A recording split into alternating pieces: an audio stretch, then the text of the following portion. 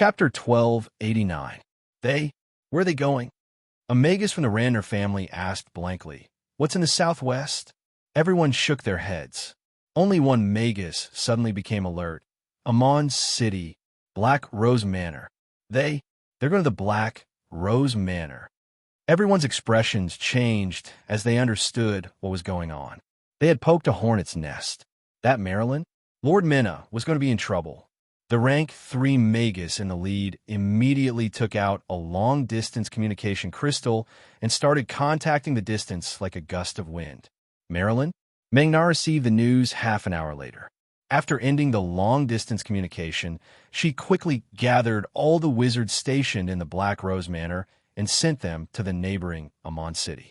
Under the protection of the Magi from the Enchanted Garden, she quickly separated from the main group and fled towards her family's territory. The Cold Mountain City was more than 500 kilometers away from Amon City. With the flying speed of the vampires, they would need at least 4 hours to reach their destination, even if they flew at full speed. This was neither too long nor too short. There was no time for Marilyn. Minna leisurely rode a carriage back to her family. Furthermore, the vampires had mobilized so many people. It was obvious that they had shed all pretense of cordiality and no longer had any scruples. Even if she fled back to her family's territory, without the protection of absolute power, her life was not guaranteed. She was facing the threat of death.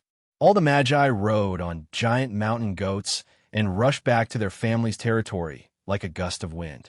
Of course, magic colts were faster in short-distance sprinting. However, they were not as good at traveling as the giant mountain goats in terms of endurance. Furthermore, these mounts were specially made by the family. They only needed to have a full meal to travel for a few days without any worries. They were 100 times stronger than regular mounts in terms of endurance, stamina, and taming ability. If they wanted to return to their family's territory, they would have to pass through the gravel valley that connected the two regions. It took them 3 hours to cover a distance of more than 400 kilometers. However, they had just arrived and did not have time to rest before they received news that Amon City had been attacked by the vampires. At the same time, the guards in the gravel valley also received news from afar that a terrifying group of Magi was rapidly advancing in their direction. Crazy. Those vampires are crazy. Marilyn, who had rushed here without stopping, exclaimed. Mengna's face was filled with rage and fear. Although she was a Tier 3 sorcerer, she still felt a little uneasy when she heard that such a terrifying team was chasing after her. Leave immediately. Don't stay here any longer. Return directly to the family headquarters. Under her loud command, the team that had just arrived immediately whipped their horses and passed through the gravel canyon, galloping madly towards the hinterland of the family along the grayish-white gravel road. This time, their team had only left for less than an hour when they suddenly turned around and saw the billowing, thick smoke rising from the distant gravel valley. Damn it, those vampires won't break in, will they? Marilyn was still trying to comfort herself, but Marilyn didn't care. Mengna's confidence was severely lacking. The situation is critical. We can't go on like this. Ensak Mudo. Minna called out 4 to 5 names in one breath and said sternly, take a group of people each and escape in different directions. Meet up at the family headquarters after escaping from the enemy. Talina, take the others and continue along the main road. Remember, run as fast as you can. Talina was also a young female magus, but she only had the strength of a grade 2 magus. Hearing Mengna's command, her body trembled slightly, but she did not dare to disobey. She could only grit her teeth and agree.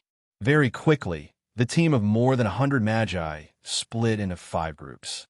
The main group of close to 60 people, under Talina's leadership, continued to run along the main road with all their might. The other groups scattered into the forest, escaping in different directions. As for Marilyn, Mengna, on the other hand, dove into the dense forest by herself and sprinted towards a certain direction in the northwest. Since she was escaping, she could not use flight. On one hand, she was not adept at flying, and trying to compete with those vampires in terms of speed would only be asking for humiliation. On the other hand, flying at high altitudes would leave clear traces in the air, and it would be easy for the enemy to catch up. As such, Meng Na dove into the forest and cast the rapid movement technique, detection evasion technique, and stone skin technique on herself. After that, she couldn't care less about her subordinates anymore and started to run. In the dense forest, the gray-brown trees were tall and straight, and the trees grew on higher ground. The empty space in the forest was filled with short bushes and bushes, as well as thick, snake-like roots that burrowed in all directions. At this moment, it was already nighttime. After nightfall, wisps of white steam rose from the ground, forming a thin layer of mist in the forest. With this mist, normal people would not even be able to see more than 10 steps away. However, in this kind of environment, a delicate and slender figure suddenly rushed out from the depths of the mist, directly crashing into a cluster of green bushes. Not only was her petite and beautiful body unharmed, but the bushes were instead trampled by a huge force. A crisp tearing sound rang out. Meng Na suddenly stopped in her tracks and looked down, only to find that the beautiful long dress she was wearing had been torn into strips of cloth by the bushes, barely hanging on her body. As for her exposed snow-white body, there were only some light red marks, but her skin was unharmed. Like most elemental sorcerers, Meng Na focused on the cultivation and improvement of mental strength and rarely invested resources and effort into physique. Therefore, although she had the strength of a grade 3 sorcerer, her physique was still a pitiful 11 points, barely able to cope with the radiation and suppression of the plane. Of course, 11 points of physique was enough to make her a terrifying existence like a mammoth among normal people. However, in the group of sorcerers, it was only a negligible starting point.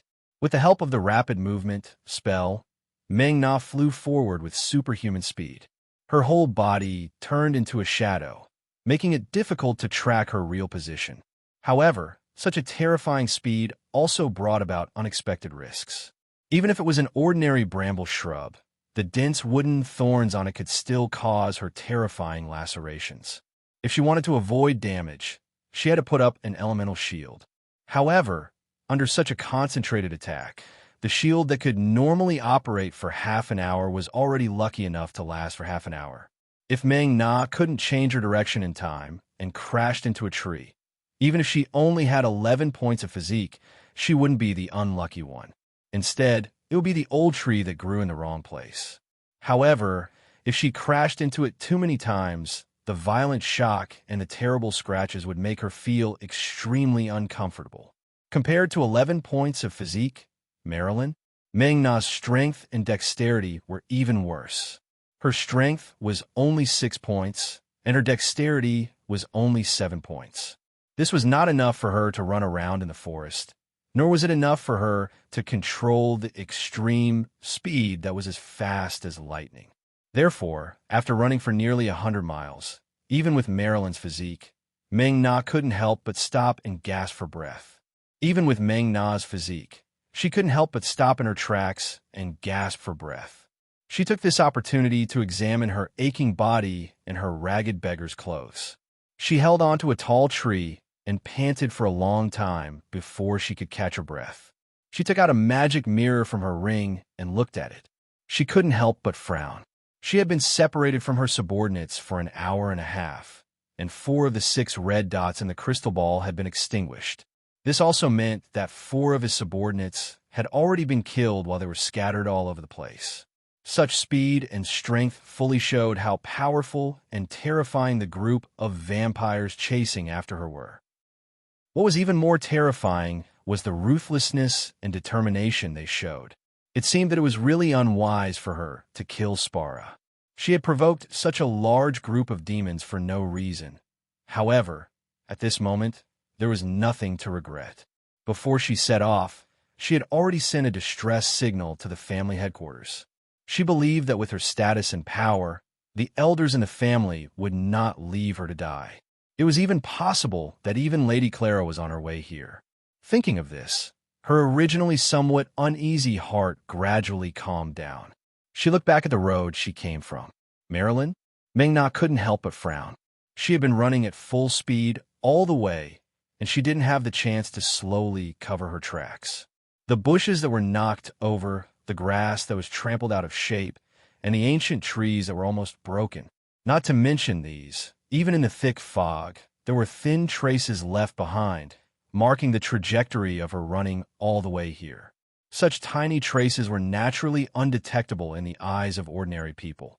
But for wizards who had all-pervasive mental strength, they were as clear as footprints on the beach.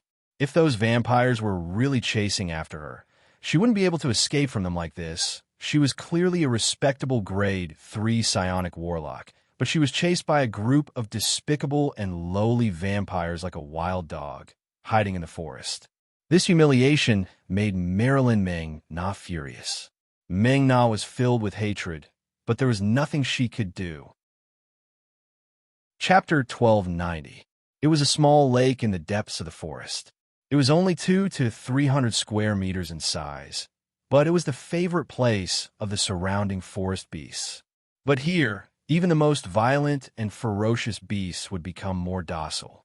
They came and left quietly, and the lake was filled with all kinds of creatures that came to drink water. Deep into the night, the tranquil surface of the lake seemed even more serene under the beautiful moonlight. Suddenly, 2 black figures landed on top of a boulder in the middle of the lake. Their arrival immediately caused the bright moon hanging high in the sky to be covered in a layer of blood-red mist. Asterisk puff, asterisk 2 strange muffled sounds could be heard. The 2 figures that descended from the sky turned into human forms and landed on top of the boulder. Soros, how are things on your side? Have you found any traces of that person? The one who asked was a cultured, middle-aged noble. His well-groomed mustache was exquisite and shiny, and his clothes were exquisite and noble. He was Marquis Rother, who led an entire vampire family to seek refuge with Lady Mary. Thus, he was highly regarded by Lady Mary. This time, the former head of the Rother family had brought almost all of his direct subordinates to hunt down the enemy's grade 3 witches. It was obvious that he was determined to get the promotion to grade 4. Naturally, he was also one of the strongest competitors of Soros, who had the most support. If we found that person, do you think I would still be wandering around here? Soros snorted. These damned witches. Their combat skills are not that great, but they have a lot of tricks up their sleeves. We have almost killed all of her subordinates, but she still hasn't shown herself. A person who is willing to abandon her subordinates and escape alone, she'd better not let me meet her. Rother stroked his beard with his fingers and scanned the quiet forest with his scarlet eyes. He said calmly, "This time, we, the vampires, have destroyed 2 of the enemy's strongholds. It's not hard to imagine that the enemy's retaliation and counterattack will come soon. We don't have much time left. Lord Soros, why don't we work together?" Work together? How? If we've completely surrounded this forest and blocked all possible escape routes, what's left is naturally a careful search and dragnet type of investigation. If we do things our own way, there will be a huge loophole in the search network, allowing them to constantly shift and evade our search. If we work together, one of us will guard the perimeter and the other will focus on finding the target. This way, the efficiency will be much higher. Rother still had a gentle smile on her face. Soros narrowed his eyes and said in a low voice, "Then, who is in charge of the perimeter and who is in charge of searching inside?" After going around in circles, this was the question that both sides were most concerned about. Rother was silent for a moment before she said, "Lord Soros is extremely talented. Even without the help of Kaiser Blood's embrace, there's a high chance that he will advance to Tier 4. If that's the case, why don't you give this opportunity to me? Of course, I will definitely not disappoint you. I can." At this point, Rother's voice suddenly deepened as she transmitted a message to Soros. Soros was naturally tempted by the promises and benefits offered by the other party. However, even if he was confident that he could advance with his own strength, he was not willing to give up an opportunity with a higher chance of success. Moreover, if Soros advanced before him, he would have to bow respectfully to him in the future. Thinking of that awkward scene, Soros felt extremely disgusted. The vampires were very particular about seniority. Once the other party advanced to the next rank before the vampires, their authority would be slightly higher than the vampires. If he met Soros again in the future, he would forever be inferior to him. Seeing that Soros was tempted, Rather gritted her teeth and sent another telepathic message to Soros. It was clear that she had promised Soros an even greater reward. This time, his efforts were rewarded with Soros' silent nod of approval. If that's the case, then let's hurry up. If we drag this out, I'm worried that Count Rander's reinforcements will rush over and ruin our plans. Rother was overjoyed and suggested impatiently, "Don't worry. The enemy will at most send some low to mid-level people over. As for that level 4 witch, she should just stay in her wizard's pagoda." Soros laughed coldly. He did not explain the reason, and Rother did not probe further. However, from Soros' words, Rother could tell that the Kaiser must have passed on some insider information to the bloodbreeds that were under her direct command. Otherwise, he would not be so calm, as if victory was within his grasp. Kaiser blood was still closer to his own people. Rother was extremely resentful, transforming into a black and red bat and flapping away. This is definitely Maryland? This was the most difficult and dangerous time since Meng Na became a wizard. She carefully hid in the hollow of a tall, ancient tree, more than 10 meters away from the ground. The entrance to the hollow was only the size of a fist and was originally the nest of a squirrel. But now, the squirrels were quietly crouching in a corner of the hollow, motionless, a strange mind rune slowly spinning in the depths of their eyes. Meng Na, who originally had a perfect and tall figure, had shrunk to the size of a squirrel. She hid anxiously in the hollow, waiting for news from afar. The dense forest outside was so quiet that she could hear the soft breathing of the squirrels and the thumping of their hearts. Every now and then, she could hear the terrifying sound of the strange creatures flapping their wings outside the tree hole. This group of vampires came so quickly and anxiously that they didn't even give Meng Na a chance to prepare. If not for her accidentally discovering the hollow and controlling a few squirrels to act as her protective umbrella, the extremely weak ripples of the shrinking spell on her body would have long been discovered by the enemies. She did not kill the squirrels. She still needed the weak life force of the squirrels to conceal her own life force. But at that moment, the snake-eye ring on her right pinky shone slightly. "Marilyn?" Meng Na hurriedly rubbed the snake-eye ring, and immediately an old woman's voice entered her mind. "Meng Na, where are you now? Why didn't you return to the family?" This was the voice of Sorceress Clara. Hearing this familiar and intimate voice, Meng Na's tears almost flowed out. "My lady, I've been blocked by the enemy halfway. I can't escape. Now, the enemy is searching everywhere outside of my hiding place. I estimate that they will find me in a few hours." You're too rash. How could you kill a level 3 wizard so easily?" Sorceress Clara said in a low voice. "My lady, I was wrong. I won't do it again." It's good that you understand your mistake." Sorceress Clara was silent for a moment, then spoke again. "You've been with me for over 500 years. I won't abandon you. Hide well there. I will set off from a nearest wizard's pagoda to rescue you. You must hold on until I get there." Yes. I'll definitely hold on." Meng Na was so happy that she almost cheered when she heard that her master had not given up on her. The light on the snake-eye ring slowly dimmed. It was obvious that Sorceress Clara had cut off the long-distance connection. Meng Na hesitated for a moment and could not help but write 2 mysterious runes on her palm: vision avoidance and mind suggestion, letting them encircle the tree hole. This way, even if a vampire discovered the tree hole, they would subconsciously avoid it under the effect of the mind rune suggestion. As long as it was not a level 3 vampire, the other party would not be able to sense that their mind had been influenced by an external force. Musta City, territory of the Rander family, Berkeley Province. The tall wizard's pagoda in the center of the city suddenly shone brightly. The entire pagoda was enveloped in a brilliant elemental light.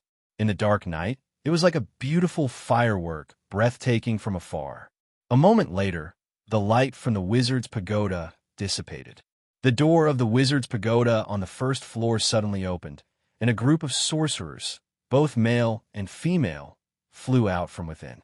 They had just stepped out of the door of the wizard's pagoda when the leader of the group, an old sorceress, instructed in a low voice, "Hurry over. I'll make a move first." After saying that, without waiting for her subordinates to reply, the terrifying sorceress, who had lost her ears and nose and only had a few holes on her body, rose into the air and flew quickly towards the dense forest in the distance. Clara, a level 4 sorceress, a blood meridian wizard, was also a famous wizard in the center of the continent. At this moment, in order to save the sorceress under her who had gotten into trouble, she had no choice but to run out of the headquarters of her family, teleporting to the wizard's pagoda that was closest to where Meng Na was trapped. But before she could fly more than 1,000 meters away, Sorceress Clara suddenly stopped in her tracks, looking up at the giant moon hanging high in the sky. Unbeknownst to her, there was a blood-red hue flowing within the silver moonlight. A layer of pale red mist covered the moonlight, causing the entire world to be glowing red, as beautiful as blood.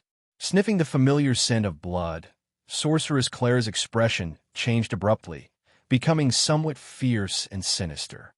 "Mary, I didn't expect it to be you. Since you're here, show yourself." Following a series of crisp, bell-like laughter, Mary, dressed in red armor, slowly floated down from the sky, flapping her dark red bat wings. Behind her, the blood-red moon hung high in the sky, perfectly enveloping her figure. Chapter 1291. Looking at Mary, who was as charming and beautiful as a blooming flower, Clara's eyes flashed with hatred and jealousy.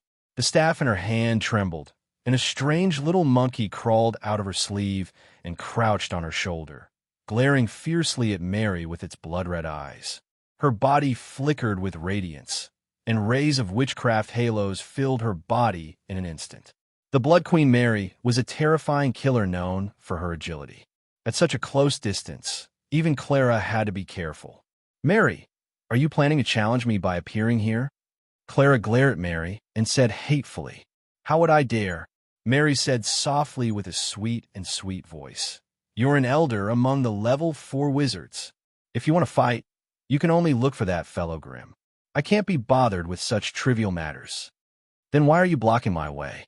"One of my subordinates died. Of course I have to look for you to make up for it. If your subordinate Mena doesn't die, I'm going to die of frustration this time. Get out of my way. This is my territory. You have no right to block my way." "Hee, Lady Clara, you're really planning to save that Mena. All right then, go ahead."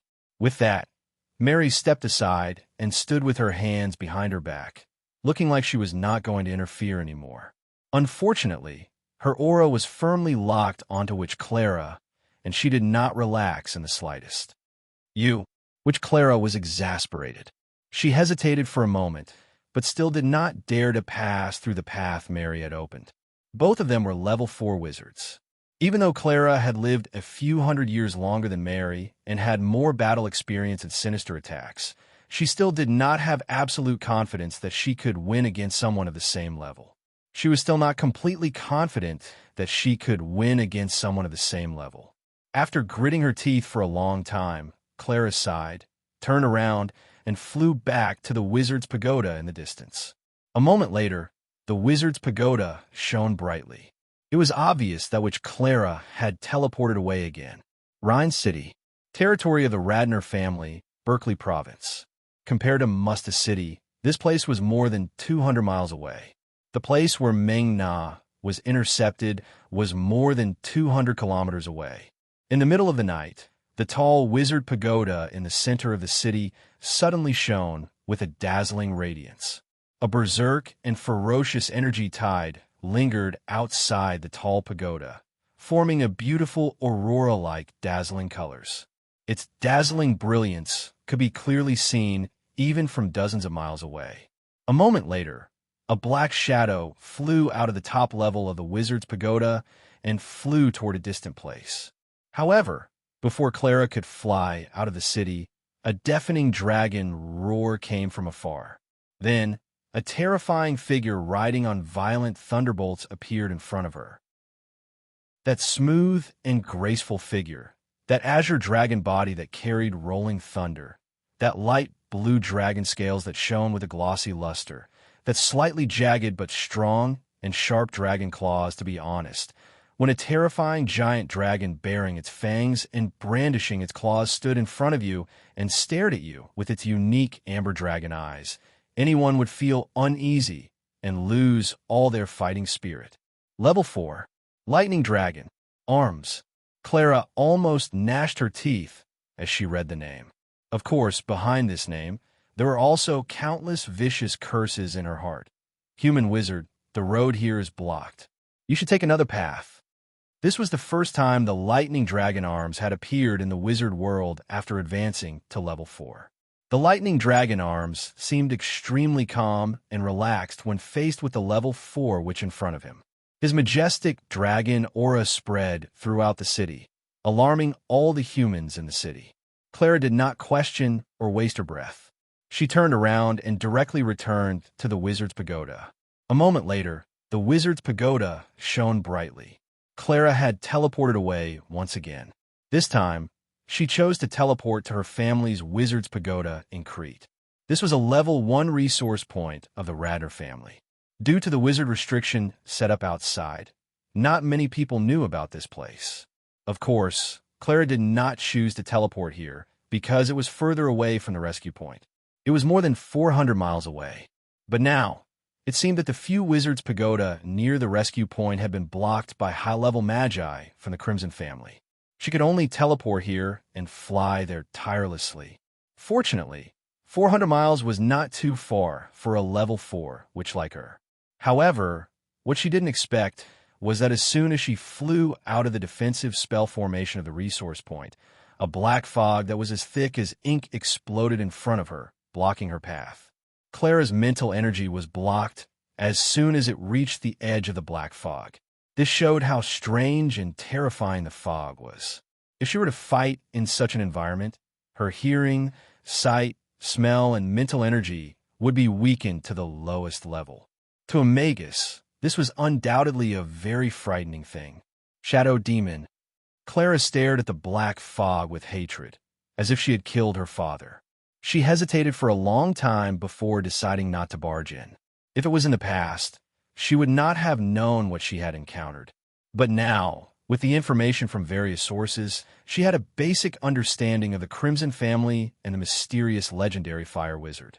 This could be the personal guard created by the legendary fire wizard, Shadow Demon. The shadow puppet was a strange creation that combined the advantages of both metal puppets and shadow creatures. Its attack and defense might not be the strongest, but it was unique in being difficult to deal with. In addition, the mythic-ranked fire shaman had been generous enough to equip the shadow puppet with multiple pieces of Tier 4 shadow-type equipment. This was a complete tycoon, extravagant to the point of insanity. Many level 4 wizards in the central continent could not even equip multiple level 4 wizard weapons. Yet the legendary fire wizard had even equipped a shadow puppet with level 4 equipment. This was really, comparing oneself to others was infuriating. Of course, compared to a shadow puppet that did not have much intelligence and only knew how to attack and defend, Clara believed that she still had a good chance of winning. But at this moment, when she was in a hurry to rescue someone, fighting with a shadow puppet without any rhyme or reason seemed a little inappropriate. Clara was still unwilling to give up and turn around, wanting to continue trying. But just as she turned halfway, a clear croak suddenly came from her bosom. Clara's body stiffened, and she hesitated for a moment before taking out a mysterious wooden tablet from her bosom. With the influx of magic power, a small human figure appeared on top of the wooden tablet. It looked like the psionic warlock Marilyn, Mina's. Her eyes were lifeless, and blood flowed from her eyes. Her entire body gradually turned into a firefly, dispersing in front of Clara. Marilyn? Mina was dead. Mina was a core member of the Radner family, and her soul imprint was naturally in the hands of Clara. Now that even the soul imprint was dispersing, one could imagine what would happen to her. Broken-faced Jia Luo had lost his hope of advancing. Marilyn? Minna had also died under the Crimson family's encirclement. Even with the death of a Grade 3 Crimson sorcerer, Clara still felt that she had lost this battle. Moreover, as the war continued, the blood of the Randner family would continue to flow. To her, the person in charge of the family, this was simply unbearable torture. Even though the Randner family would receive support and assistance from several other Grade 4 organizations, both overtly and covertly. However, what kind of support and assistance could offset the loss of 2 Tier 3 elites? At this moment, Clara the Witch really regretted it. She should not have listened to those cowards' promises, and she should not have taken the initiative to lead the Randner family to the front lines of a dangerous war. Clara, who was about to leave, suddenly turned around and shouted at the black mist, "Grim, I know you can hear me. 3 days later, I will wait for you at Crushed Stone Canyon and settle this dispute face to face." With that, she rushed into the resource point without looking back, disappearing without a trace. After a long time, a tall metallic figure slowly emerged from the depths of the black mist. It stared at the place where the witch had disappeared, and after thinking for a while, it shook its head helplessly and disappeared. At the same time, in the sky tens of thousands of miles away, a giant floating airship was hovering there. After Grimm gave the order for the shadow fiends to retreat, he cut off his spiritual connection with the distance and turned around to ask, "How is the current situation of the war going? Which forces are involved? You should have investigated them clearly, right?" Gargamel, Merrill, Amelia, Chef, Winlier, and a few others sat below him. They looked at each other, and Merrill took the initiative to stand up and reply, "Teacher, we've already investigated. Although there were no official sorcerers from other factions in the previous battle, they sent out quite a number of sorcerers." "Oh, what were they?"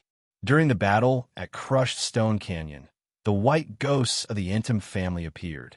During the attack on Rockfall City, we found the swamp wyverns of the Banna family. Apart from that, we also found the cloud giants of the Gaia family, the Ghost Legion of the Animdar Academy, and the rock dragons of the Fabris family. The mastermind behind the Intim family was naturally Elder Nicholas. The Banna family was backed by Elder Matthew, and the Gaia family was backed by the owner of the Golden Titan bloodline. As for the Animdar Academy, it was Merva's personal property. Who would have thought that an ordinary sorcerer war would actually involve so many Grade 4 old fellows?" Chapter 1292. The Magus War between the Count Randner and the Crimson family, and there were so many Magus families involved in it. Only Grimm could fully understand what was going on. In the eyes of Gargamel, Merrill, and the others, this was just a form of suppression and hostility from the established powers in the Central Continent. However, in Grimm's eyes, it was a change in the structure of the Magus world's established powers. With a different realm, one would see things differently. The Central Continent had been silent for far too long. It had such a large amount of land, population, and a complete Magus inheritance. Yet it was suppressed by the 3 great Magus organizations to the point where it could only exist as a second-rate Magus. Such an identity and status could not be compared to the massive size of the Central Continent. There were external factors. The 3 major sorcerer organizations did not want to have another competitor who could compete with them for resources. There were also internal factors. The Central Continent's power was still dominated by the independent sorcerer families. They did not want to have an overly powerful organization around them that would harm their own interests. The internal and external intertwined, forming the strange existence of the scattered towers in the Central Continent. The appearance of Grimm and the Crimson family had undoubtedly shaken up the structure of the scattered towers, making them nervous. Of course, it was still too early to say that the Crimson family had broken the structure of the scattered towers. However, the appearance of the Crimson family meant that the first brick under the scattered towers had been removed. As long as they continued down this path, the scattered towers would collapse sooner or later. This was something that Grimm could see very clearly, and so could the Grade 4 old geezers. Originally, Grimm had already prepared himself for a war with all the scattered wizard families in Talon. However, it seemed that these old fellows were too conservative. They only sent out Sorceress Clara to fight against him.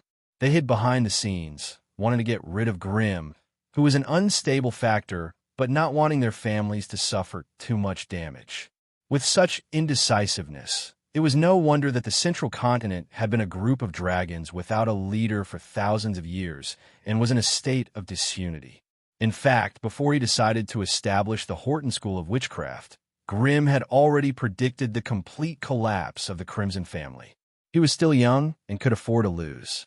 Furthermore, the most important thing for the Crimson family was not the common lands, nor the resource points, nor the hundreds and thousands of magi. It was the high-grade magi whose words carried weight. Even if the Crimson family's current foundation was swept clean by the enemy, even if the Crimson family's magi and acolytes were all gone, as long as Grimm chose to guard the blazing flame monarch and seclude himself for 100 years, his enemies wouldn't be able to do anything to him. Grimm, Mary, Alice, and Arms. The 4 Grade 4 existences were the strongest guarantee that the Crimson family could survive. As long as they were still around, no one could destroy the Crimson family's foundation. Even if he failed after 100 years, when those old fellows were out of power, who would be able to stop Grimm, who was still in his prime? Grimm had countless chances to make mistakes, and if they chose to go against the Crimson army, it would mean that they would be doomed for all eternity if they fell. With the accumulated hatred between the two sides, even if they found a suitable successor, they would not be able to escape the terrifying fate of having their inheritance severed. The entire family's foundation would be uprooted. This was the cruelest and bloodiest part of a Magus war. In the eyes of Gargamel, Meryl, Amelia, and the others, the Crimson family's foundation was something they had to protect with their lives, but to Grimm, it was just a simple bargaining chip with his enemies. Hundreds of years of ups and downs, as well as the tremors of the family's foundation, were all things that Grimm could accept, as long as he could achieve the final outcome. All the obstacles along the way were nothing more than the enemy's insanity and unwillingness to accept defeat. This was the difference in consciousness, level of life, and structure of one's life, resulting in different perspectives on the same thing. However, this was only the worst-case scenario. From the current situation, those old fellows were still unwilling to fight the Crimson family with all their might. If 7 or 8 Grade 4 magi and their subsidiary organizations allied together, even with Grimm's confidence, he would have to prepare himself to retreat to the blazing flame monarch's vicinity and engage in guerrilla warfare. However, those old fellows did not dare. If the Crimson family were to fight with all their might, it would be more than enough to destroy 3 or 4 Grade 4 organizations. Which of these Grade 4 magi would be willing to let their family and subsidiary organizations become sacrifices for the Crimson family's destruction? Who would be willing to fight on the front lines? Rather than saying that Sorceress Clara was anxious and wanted to fight Grimm to the death, it could be said that she had finally understood the development of the situation and wanted to find the most convenient way to stop the bleeding for the Ranner family. She was obviously unwilling to let the Ranner family become a bargaining chip for the other Magus families to fight against the Crimson family, and was using this method to force those fellows behind the scenes to step forward. It could be imagined that the battle that would decide the fate of the Central Continent in 3 days would be bloody and cruel to the extreme. Before that, the Crimson family should try to rope in some allies. 3 days later, Gravel Canyon. Ever since the date of the final battle was set, the Ranner family's troops that had entered deep into the Alovis region gradually retreated to the vicinity of Gravel Canyon. Here, they had set up a sturdy camp, erected tall fortifications, and seized the time to repair the temporarily built witchcraft facilities. These were round towers that were 3 stories tall and had a diameter of 10 meters. There were concealed firing ports and lookouts on the towers, and they could squeeze in at most 10 magi. With these temporary war wizard pagodas, the magi hiding inside would have the protection of powerful spell formations, and they could also use the attack spell formations inside the wizard pagodas to increase their offensive capabilities. These war wizard pagodas were temporary and were one-time-use wizard facilities. However, the amount of wizard materials and resources needed to build them was not much less than the official wizard pagodas. As such, unless one had an endless supply of resources, they would not be willing to use the war wizard pagodas so extravagantly. The basic construction cost of a lowest-level wizard tower was only 200,000 magic crystals, and these temporary war wizard pagodas required 150,000 magic crystals. However, in order to protect the family's reputation, the Rander family built 30 war wizard pagodas at the front lines of the gravel canyon. Just having the war wizard pagodas was not enough, as they were only for defense. Thus, the Rander family filled the wizard pagodas with an alarming number of wizard troops. Most of these troops were wizard apprentices, but with their special equipment and strange battle techniques, they had the offensive capabilities of an official wizard. Their existence made up for the lack of official magi, and also allowed the Magus families to have many different methods of warfare, making it hard to predict. At the front lines of the wizard's pagoda, the Rander family drove over tens of thousands of powerful wizard beasts, using them as cannon fodder for this battle. With such an ample setup, the sorceress Clara was slightly more at ease and quietly waited for the arrival of the Crimson family in the fortress of the Gravel Canyon. Beside her were the scattered Tarot Forest Association's President Fred, Vice President Milva, Elder Nicholas, Elder Matthew, Elder Fabris, and the head of the Gaia family, Monash Merlin, who was known as the strongest magus in the central region. Gaia. It could be said that almost all the level 4 wizards in the central continent who had conflicts with the Crimson family were present. As for the rest, they were either hiding nearby to observe the development of the situation, or they were truly uninterested in power, living in seclusion and not paying attention to the outside world. Other than the wizards in the central continent, the 3 major wizard organizations from different regions had also sent out their own scouts to observe the future of the central continent. Of course, if the situation was developing in an unfavorable direction, they could not eliminate the possibility of them interfering. They did not need thousands of troops, nor did they need a large amount of resources. As long as 1 or 2 powerful beings appeared on the battlefield, the entire situation would not deviate from the path they had planned beforehand. To put it bluntly, it was unimaginable that the conflict in the central continent could escalate to such an extent without the help of these wizard organizations. Just as it was nearing noon, a huge cloud of dust rose from the horizon at the end of the world. A majestic magical weapon army advanced like a storm, charging toward the direction of the gravel canyon like a steel dragon. At the forefront were 100 goblin chariots with the title of Steel Pathbreaker. They had long since gotten rid of the steam power of the past, and were now driven by magical energy. Hence, they did not have the signature white steam. The 100 chariots whistled and stopped 2,000 meters away from the enemy's front line. They raised the chariots, propped up the frame, and rotated the turrets at the top. In an instant, they laid out a steel wall that stretched for 3 miles. Behind them was a huge army made of pure steel magical weapons. In the sky, 10 floating warships flew in a row. Each of them was the size of a small city, and their bodies were densely covered with pitch-black cannons. Their silver metal shells flickered with a dazzling luster under the bright sunlight. On the ground, there was an orderly army of metal magical weapons that numbered close to 10,000. Each of them was more than 3 meters tall, and their bodies were made of solid metal. Their shoulders, chests, and arms were equipped with terrifying magical cannons or ray guns. Chapter 1293. Everyone was silent. Even though they knew that the Crimson family had hidden a large number of magic machinery runes, they could not hide the terrifying visual impact and shock they felt when they saw the army of tens of thousands marching into the battlefield like a flood of steel. Damn it, why are there so many? Did the Crimson family excavate all the steel in the Goblin Plain? It had to be known that in an ordinary material plane, 10 or even 100 tons of ordinary steel would only be refined and extracted with spells to obtain a ton of refined steel.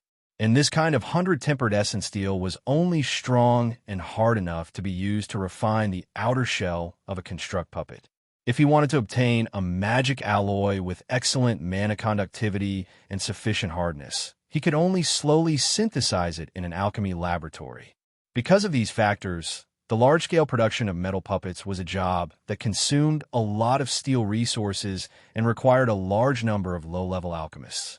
In the entire sorcerer world, apart from the Silver Alliance, who could extravagantly use metal puppets to replace low-level labor and cannon fodder, the other two major sorcerer organizations still use sorcerer troops and wizard beasts as the main force of war.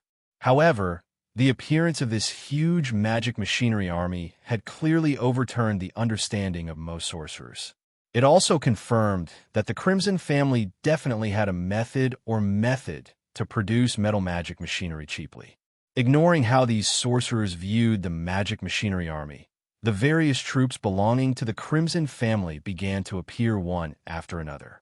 All of them had arrived on a giant airship. When the 10 floating ships hovered above their battle formation, a large number of unique sorcerers jumped down from the flying deck and filled the gaps of the magic machinery army. The most eye-catching among them was a group of more than 700 goblin mechanical warlocks. Goblins, in the eyes of most sorcerers, they were inferior and lowly. They were also food that many sorcerer towers kept in captivity as live test subjects or fed to wizard beasts. But now, these lowly fellows that were inferior to slaves and wizard beasts were riding on tall and mighty magic machinery, controlling them to traverse the battlefield.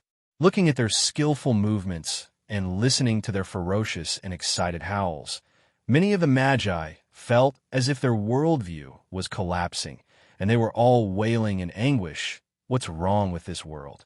Why are even food and test subjects rebelling? But very quickly, the Magi's attention was attracted by another strange troop of Magi. More than 2,000 flaming creatures gathered together, almost turning the area they were in into a huge sea of fire. As far as the eye could see, the quality of the members of this flame legion was even more frightening. In the past, even if Grimm went all out, he could only summon Tier 2 advanced flame creatures. However, even the weakest member of this flame legion possessed the strength of a Tier 2 basic monster. As for the strongest member, it was a Tier 4 intermediate flame lord. This Lord of the Flames stood at the front of the group, its body quietly burning with golden flames. It was obvious that it was a powerful existence that had already grasped the fundamental laws of fire. This wasn't a flame summon at all, but a flame legion, a complete and thorough flame legion. While everyone was observing the flame legion, the Flame Lord had just ended his conversation with Grimm. "We are here on the orders of the Flame's sovereign king to help you in battle. Human Magi, please tell us where our enemies are. Also, Lord Groms has said that he is very satisfied with your gift. If you're able to find a source of life water in the future, he is willing to continue working with you." Even though the Flame Lord's voice was low and muffled, it was very straightforward. It did not have the bad habits of other mercenaries. It was almost as if it was asking where its enemies were, as if it wanted to finish the battle quickly and go home to sleep. "Don't be anxious, Sir Gleason. Your enemies are mainly the special Magi troops guarding the War Wizard Pagoda. However, before you enter the battle, I need another friend to get rid of these wizard beasts that are in the way. Once the wizard beasts scatter, your troops will be able to start attacking. When that time comes, you can get rid of the Magi troops while my magic weapon army attacks the War Wizard Pagoda. Only then will this battle be much easier." "Oh, you mean that apart from us, you've invited others?" "They are." The Flame Lord Gleason could not help but ask curiously. Even though it looked simple and dumb, it was just a huge lava giant. Any creature that could reach level 4 would have a high level of intelligence. To be honest, high-level elemental creatures were not any weaker than Magi of the same level in terms of intelligence. The only thing they lacked was the wisdom accumulated over the years and the treachery and cunning that had been tempered over and over again.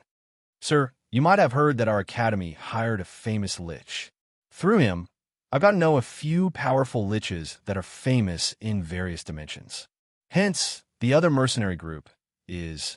As soon as Grimm's voice stopped, a shocking change occurred at the flank of the Crimson family's magic weapon army. 3 strange figures wrapped in black robes appeared there. They raised their arms, and their robes slid down, revealing snow-white skeletal hands. They floated in the air half a meter above the ground and gathered into a ball, chanting a strange and mysterious magical incantation. As the incantation grew louder and louder, a pitch-black dot of light appeared in the middle of them, stretching and extending. The earth around them began to rumble, and a shocking number of white bones surged out. They quickly flew to the black light screen and formed a 10-meter-tall, 5-meter-wide skeletal gate. The thick, deathly aura was gathering near the bone door at an astonishing speed and gathered into a rolling and trembling cloud that rose into the sky, completely blocking the sunlight that shone down from the sky. When everything was ready, the skeletal gate and the torn necromancy dimension fused together, forming a stable, temporary plane passage. In the next second, the death aura on the black light screen rippled, and a 7-meter-tall skeleton holding a skeletal greatsword walked out of the light screen. This was a Grade 2 advanced skeleton general. Looking at its tough bone armor covered in sharp bone spikes and the green soul fire burning in its eye sockets, one could imagine the terrifying pressure it would bring to its enemies once it stepped onto the battlefield. Ever since the appearance of the skeleton general, the black screen of light had never stopped. Waves of gray death aura fluctuated, and every time it breathed, a group of powerful and frightening undead creatures would appear. Undead souls, black warriors, skeletal monsters, sickle demons, abominations, undead knights, corpse demons, necromancers, bone dragons. Other than these mid to high-level undead souls, the skeletal warriors that wore bone helmets, armor, shields, and swords were the most numerous, as well as the ghouls that filled the mountains and plains like drowned corpses. It was as if it was directly connected to a frightening plane of bones. An endless stream of undead walked out of the black light screen and began to surge towards the Ranner family's camp under the command of the high-ranked undead. High-ranked liches and their undead army. The few Grade 4 magi in crushed Stone Canyon Fortress could not help but furrow their brows. Any lich that could become a lich would not be lower than Grade 4. This also meant that there were 3 Grade 4 liches and a Grade 4 Lord of the Flames in the enemy's camp. Just how much did Grimm pay to invite such powerful reinforcements? Of course, in the Magus world, Grade 4 magi did not fear these liches at all. Here, even a Grade 4 lich would be suppressed by the laws of the plane. The basic battle strength they could display was not enough to scare off the magi. However, they were secretly impressed by the legendary fire shaman's wide network of friends, wanting to make friends with powerful beings like the Lich and the Lord of the Flames. If one's life was not tough enough, they would not have the qualifications. Without the protection of a powerful force that could intimidate them, it would be like asking a tiger for its skin every time they worked together. In the end, they would only end up losing both their wealth and their lives. That legendary fire shaman was able to make friends with so many evil creatures and cruel elemental creatures without dying. His abilities were not ordinary. Amidst the endless size of the crowd, the battle that had been going on for a long time finally erupted. The first to step onto the battlefield were naturally the ghouls that ran like they were flying. Although they were thin and slender, the exposed muscle fibers were thick and tough like steel wires. They ran on the ground like hunting dogs, extremely fast. When they encountered an obstacle, all they had to do was jump, using their sharp claws to jump over it. Looking from afar, the tens of thousands of ghouls looked like a white wave that instantly swallowed up the gaps in the battlefield, charging in front of the wizard beast army. The 30 war wizard pagodas started operating at the same time. Majestic magical energy flowed on the bodies of the pagodas, lighting up one wizard formation and runes after another. Layers of elemental defenses stacked on top of each other, firmly protecting the wizard's pagoda within. Then, the offensive wizard formations lit up one after another. Under the guidance of the war wizards, they formed one elemental wizard spell after another with alarming power, descending upon the area where the ghouls were the most concentrated.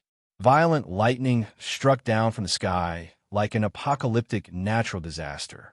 Dozens of 2-meter-thick silver lightning bolts struck down from the sky. All the ghouls within the lightning's range were instantly turned into ashes. Not even a single bone was left behind. The descent of ice created a world of ice at the front of the battlefield. Countless ice blades and frost swords descended from the sky, nailing the ghouls that were within its range to the ground. Chapter 1294. Thousands of ghouls were killed in an instant, but the leader of the wizards in charge of controlling and managing the War Wizard's Pagoda was not happy at all. Instead, he flew into a rage. Send the order quickly. Get those idiots to stop. The ghouls are the most worthless thing in the enemy's army. Get them to conserve their wizard energy and prepare to deal with the mid to high-level dead souls. Leave the ghouls to the wizard beasts. As this order was quickly passed down, the 30 War Wizard Pagodas stopped their attacks and turned to accumulate wizard energy, waiting silently. Without the obstruction of the War Wizard's Pagoda, the advancing ghouls and skeletal army finally clashed with the wizard beast army that had been waiting for a long time. Almost instantly, a giant wave of blood rose from the front line. Amidst the waves of blood, there were countless bone fragments and severed limbs. Wizard beasts were created by the wizards to be cannon fodder, and the biological materials used to create them were the wild beasts captured in the dark forest. The higher-level wizard beasts were all chosen by the wizards to become the guardians of the wizard's pagoda, and the rest were crudely made, using wizard techniques to stimulate their battle potential, turning them into twisted monsters that only knew how to fight and kill. Their bodies were also strange, and many of them looked like a simple amalgamation of many wild beasts. But without exception, they all had strong and valiant bodies, bloody and cruel killing instincts, and a variety of ways to attack. In terms of individual qualities, the combat abilities of wizard beasts were far above that of ghouls and skeletal warriors. A 3-meter-tall, wild wizard beast was enough to overturn a dozen slow and stiff skeletal warriors. But on the battlefield, there was a lack of space. All of the creatures were clustered together, fighting with their primitive physical abilities. Under such circumstances, the combat abilities of the wizard beasts were suppressed, and the advantage of the skeletal army in numbers was demonstrated. Visible to the naked eye, the two equally large teams were constantly clashing and killing each other. It was as if the skeletal army and the wizard beast army had been thrown into a blender. One side was turned into bones, while the other side was turned into minced meat. Both sides were advancing, and the front part of the battle was disappearing bit by bit as they advanced. The entire front part of the bloody battlefield was soaked in blood, and the ground was covered with a hodgepodge of flesh and bone fragments mixed together. Both sides stepped on the filth and continued to fight. They continued to die, adding more materials to the flesh furnace. Seeing that the undead army and the wizard beast army were locked in battle, the hundreds of gnome chariots that had been holding the line in the rear began to move forward slowly, gradually bringing the wizard beast army into the attack range of the magic cannons. A large number of metal magical machines and goblin mechanical warlocks followed closely behind, playing the role of heavy infantry. As for the Flame Legion, it did not move at all.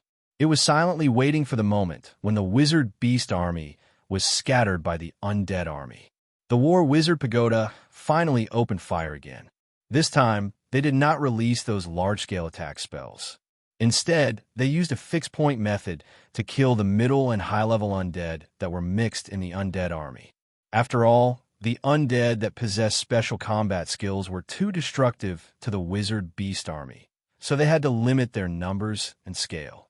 Otherwise, the rate at which the wizard beast army was being depleted would be too fast. The gnome chariots that had advanced to the front also began to show their might. Blinding energy fireballs streaked across the sky, dragging long trails of black smoke as they landed among the wizard beasts, blasting some of the more eye-catching fellows and everything around them into pieces. It would be impolite not to reciprocate. Both sides were purposefully and systematically clearing out the core supporters of the other party's combat system. Without these fellows who were the backbone of the battle, the combat power of the other party's troops had obviously decreased significantly. Every few days, the war wizard pagoda and the gnome chariots would greet each other from thousands of meters away. The scattered energy fireballs exploded on the protective barrier outside the pagoda, but did not cause any damage to it. The attack spells released by the War Wizard Pagoda were also blasted into brilliant fireworks by the energy rays that shot into the sky, creating a beautiful fluorescent rain of fire above the chariots. The goblin mechanical warlocks who showed off their skills waved their arms and shouted loudly. Goblin slang with all sorts of strange dialects instantly resounded on the battlefield. This damn Grim! How dare he collude with the liches from the outside world? The witch Clara slammed the table with force, her face full of hatred. She had visited many friends in one go, and only then did she manage to piece together the lineup before her. Who would have thought that the wizard beast army that had planned to deplete the other party's magical equipment reserves would actually fight against a group of mindless, undead creatures? Furthermore, looking at the current situation, it was extremely likely that the undead would emerge victorious in the end. After all, there were 3 level 4 liches supporting the canopy of undead from behind, and the endless undead army pouring out of the skeletal plane brought immense pressure to Ranner's army. To other living creatures, dying in the tens of thousands was equivalent to breaking their bones, and they could forget about becoming strong again. To the undead, it would be a shame to not lose hundreds of thousands of undead in every battle. If other races wanted to obtain subordinates, they would have to search for them one by one, capture them one by one, and train them one by one. On the other hand, evil creatures like the liches would directly invade a small plane and use their special magical methods to corrupt the source of the plane. Once the source of the plane went out of control, the entire environment of the plane would turn into a land of absolute death that the liches needed. After planting the seeds, they could easily harvest the undead creatures of a plane after a few hundred years. While other people killed the undead one by one, the liches harvested the planes one by one. The difference in efficiency between the two was more than 1,000,000. Hence, every lich that was registered in the faraway universe was the most terrifying plane killer. They often controlled multiple bone planes that no longer had a single living thing in them. And the predecessors of these bone planes were once ordinary material planes that were full of life. With such confidence, the liches did not care about the loss of these low-level undead creatures. If it was necessary, they could even activate a few bone planes and use the sea of undead that covered the mountains and plains to fill up the entire stone canyon and the surrounding area. Connes watched the carnage unfold in front of him as he conversed with Grim. "I've already brought the people over for you. I can help you clear out the enemy's cannon fodder. However, we won't fight the magi of the other side. That will cause the liches' union to question us." "Understood. We'll fight the magi ourselves. All you have to do is clean up the battlefield." Grim's calm voice sounded at the same time, and the 3 liches could hear it clearly. "Then, you should hand over the necropolis of the god of death that you promised us, right? We only need the spatial waymark there. You don't have to worry about verifying it. Since we're allies, why would I lie to you? Here, this is the spatial waymark there." A series of spatial waymarks of hundreds of digits were sent over like flowing water, and the 3 liches immediately memorized them in the depths of their souls. The necropolis of the god of death was actually the divine kingdom of a defeated god of death. Without the support of their plane's faith, they could only choose eternal slumber to avoid exhausting what little divine force they had left. Such a divine kingdom floated in the depths of the endless sea of stars. Without a spatial waymark, trying to find it would be like searching for a specific grain of sand on a vast beach. It was an impossible task. So, after hearing about the necropolis of the god of death from Grim, Connes did not hesitate to find 2 of his lich companions to work together to devour and digest the target. The god of death, had retained the divinity of death. Even for a lich, this kind of extremely precious thing was a great supplement. If a lich was tired of living without flesh, blood, or senses, they could choose to fuse with the divinity of death. There was a high chance that they could inherit the divinity and power of faith, giving them a chance and new life. That was why raiding the necropolis of a god of death was a glorious achievement for the liches. As for whether the news was fake or not, there was no one in the entire universe who would dare to lie to a lich. Grimm sent out the news, and the liches sent out the cannon fodder. Both sides hit it off, resulting in this absurd scene. The undead army of 1,000,000 continued to attack, and the tens of thousands of the Ranner family's troops were finally wiped out. Seeing this, the three liches cut off the energy supply to the skeletal gate, and the terrifying black screen of light finally retracted. As for the tens of thousands of undead left on the battlefield, the liches could not be bothered to teleport them back. They ordered them to charge at the enemy and disappeared from the battlefield. Now that the cannon fodder had been cleared, it was time for the elite troops of both sides to kill each other. Under the lead of the Lord of the Flames, the long-awaited Flame Corps roared and coordinated with the advancing Magic Machine Army, launching a ferocious attack on the Ranner family's Wizard Pagoda. The War Wizard Pagoda, which had been accumulating energy, lit up one after another. Raging waves of lightning, forests of ice spears, spikes of earth pillars, and violent fireballs.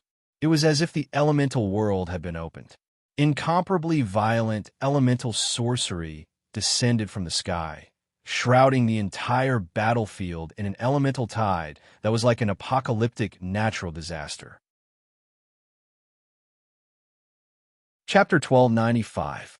It had to be said that the sacrifice of the undead army was extremely valuable. If not for the undead army taking out the wizard beast army at the front lines, it would have been impossible for the Crimson family's magic weapon army to charge straight into the wizard's pagoda.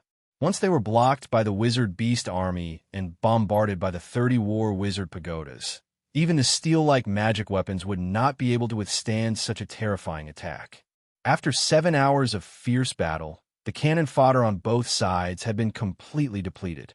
The next to step onto the battlefield were the subordinate armies and outer factions of both sides. Rander's side still chose to defend, while the Crimson family sent out the Flame Army and Magic Weapon Army to attack. With uniform footsteps, the Magic Weapon Army advanced step by step. As they advanced, they used concentrated firepower to cover the wizard's pagoda and all the living creatures around it.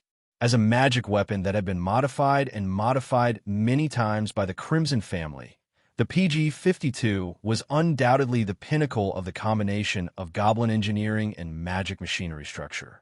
Even the most ordinary PG-52 had the terrifying power of a mid-level level 1 wizard. If one considered their indestructible body made of magic metal, as well as their excellent magic energy conduction system, their basic combat ability could even be compared to a wizard at the peak of level 1. After many modifications, the PG-52 magic weapon, which used the newest memory metal and Kaira's alloy, had even reached the mid-level level 2 level. The magic weapons that they were equipped with were also optimized to the extreme. The 2 Mark II magic cannons on their shoulders had a firepower of 377 ampere, which was equivalent to 426 degrees in the wizard world. This was equivalent to a full-powered attack from a level 2 wizard. The 2 magic rapid-fire cannons on their chests might only have a firepower of 210 degrees, but the frequency was 3 times higher than the Mark II magic cannons. Other than that, the 2 metal arms of the PG-52 magic weapon were also equipped with 4 magic ray guns, which could quickly switch between scorching rays, freezing rays, and energy rays. As they were afraid of encountering enemies with elemental or energy immunity, the PG-52 magic weapon still kept the most primitive goblin muskets. When the magic weapons were ineffective against the enemy, they could also change their ammunition to powerful metal bullets mixed with arcane crystals and magic bombs. Powered by magic energy, these metal projectiles scattered a large number of metal fragments on the battlefield with the explosive power of arcane crystals. They could be called battlefield cleaners. Since this attack was a physical attack, those who were immune to energy would not be able to escape. The defense of the PG-52 battle magic machine was based on a magical shield embedded in the chest area. This was a force field magic shield that could only defend the front of the body. Its defense strength was as high as 600 degrees, which was much higher than the full cover magic shield. As long as it was not destroyed in one hit, the force field magic shield could be continuously injected with magic energy to repair the damage sustained. It was very suitable for offensive magic equipment like battle magic machinery. When tens of thousands of these PG-52 battle magical machines formed into a stable and powerful army and advanced step by step towards the enemy's formation, the concentrated energy cannons and the dazzling rays of light that resembled fireworks turned the Randner family's formation into a sea of energy. The wizard troops of various races hidden within the war wizard pagodas clashed with the Flame Legion in such a cruel environment. Magic spells flew wildly. Abilities flew everywhere. No one knew if they could survive the next second, so they were doing their best to show their most ferocious and violent side to their enemies at every moment. The flame creatures that could cross the boundaries of the wizard world were not weaklings. Almost every single one of them had the strength of a level 1 intermediate wizard. They courageously charged towards any creature that could move and cast the hottest flames on their enemies.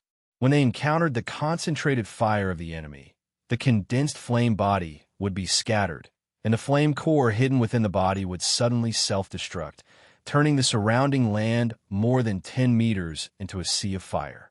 Thus, the more flame creatures died, the more the battlefield became suitable for them to fight.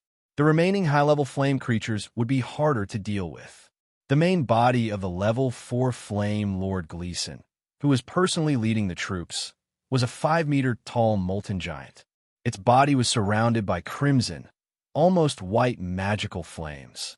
It waved a 10-meter-long flame whip in one hand and continuously threw lava fireballs with the other. Wherever it passed, the rank 1 magi would be blasted into a complete mess. They would be burned to the point of wetting their pants in terror. In fact, among all the elemental creatures, the flame creatures were undoubtedly the most difficult to deal with. From afar, they could throw fireballs or fire arrows with great offensive power. From a close distance, the protective flames around their bodies could burn people to a crisp, but it was impossible to defend against them. Furthermore, this molten giant was not as weak as other elemental spellcasters. With its 5-meter-tall body, anyone who dared to challenge it would be met with either a millstone-sized molten fist or a flaming whip of astonishing strength. No matter which one it was enough to smash a giant mammoth into pieces, turning its flesh into ashes. Thus, when the Flame Lord Gleason barged into Randner's formation, it attracted the frenzied attacks of many war wizard pagodas. However, he did not seem to care about this at all. He propped up a solid flame shield and withstood the attacks of many elemental spells, unscrupulously slaughtering the sorcerers who had no power to fight back.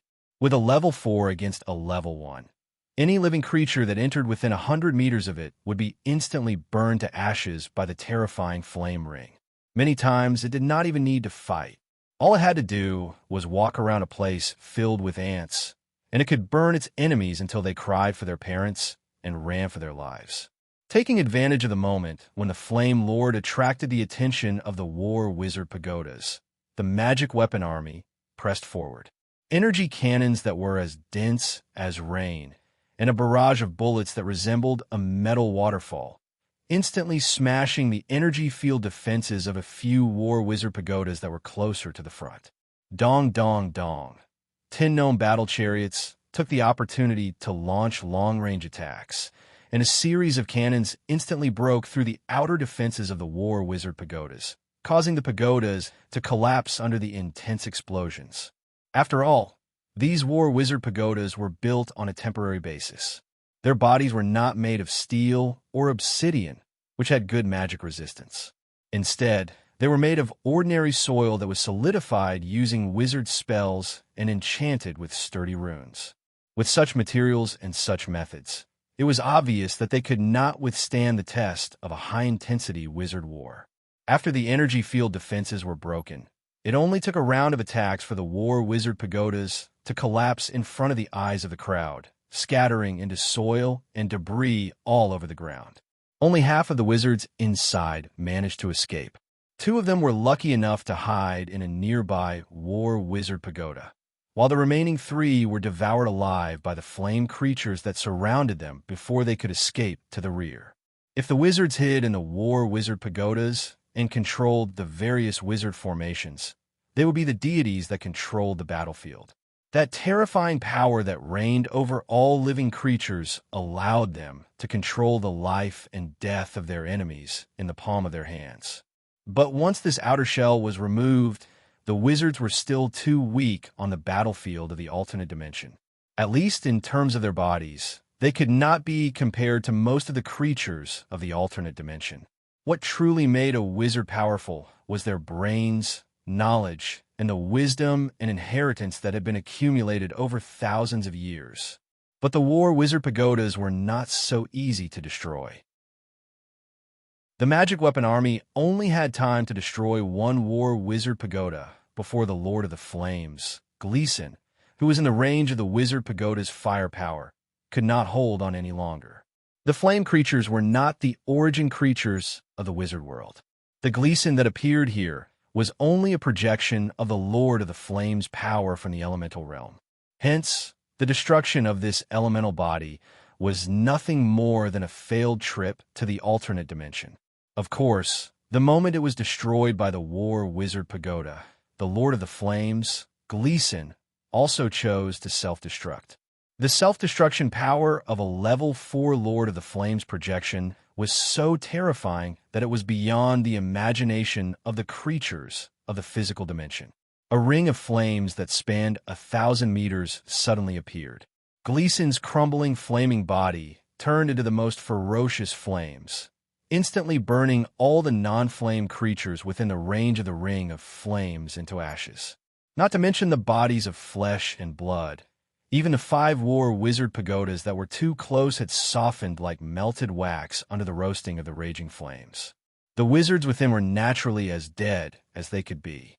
The self-destruction of a level 4 Lord of the Flames projection took away nearly 1,000 wizard troops and 5 temporary war wizard pagodas.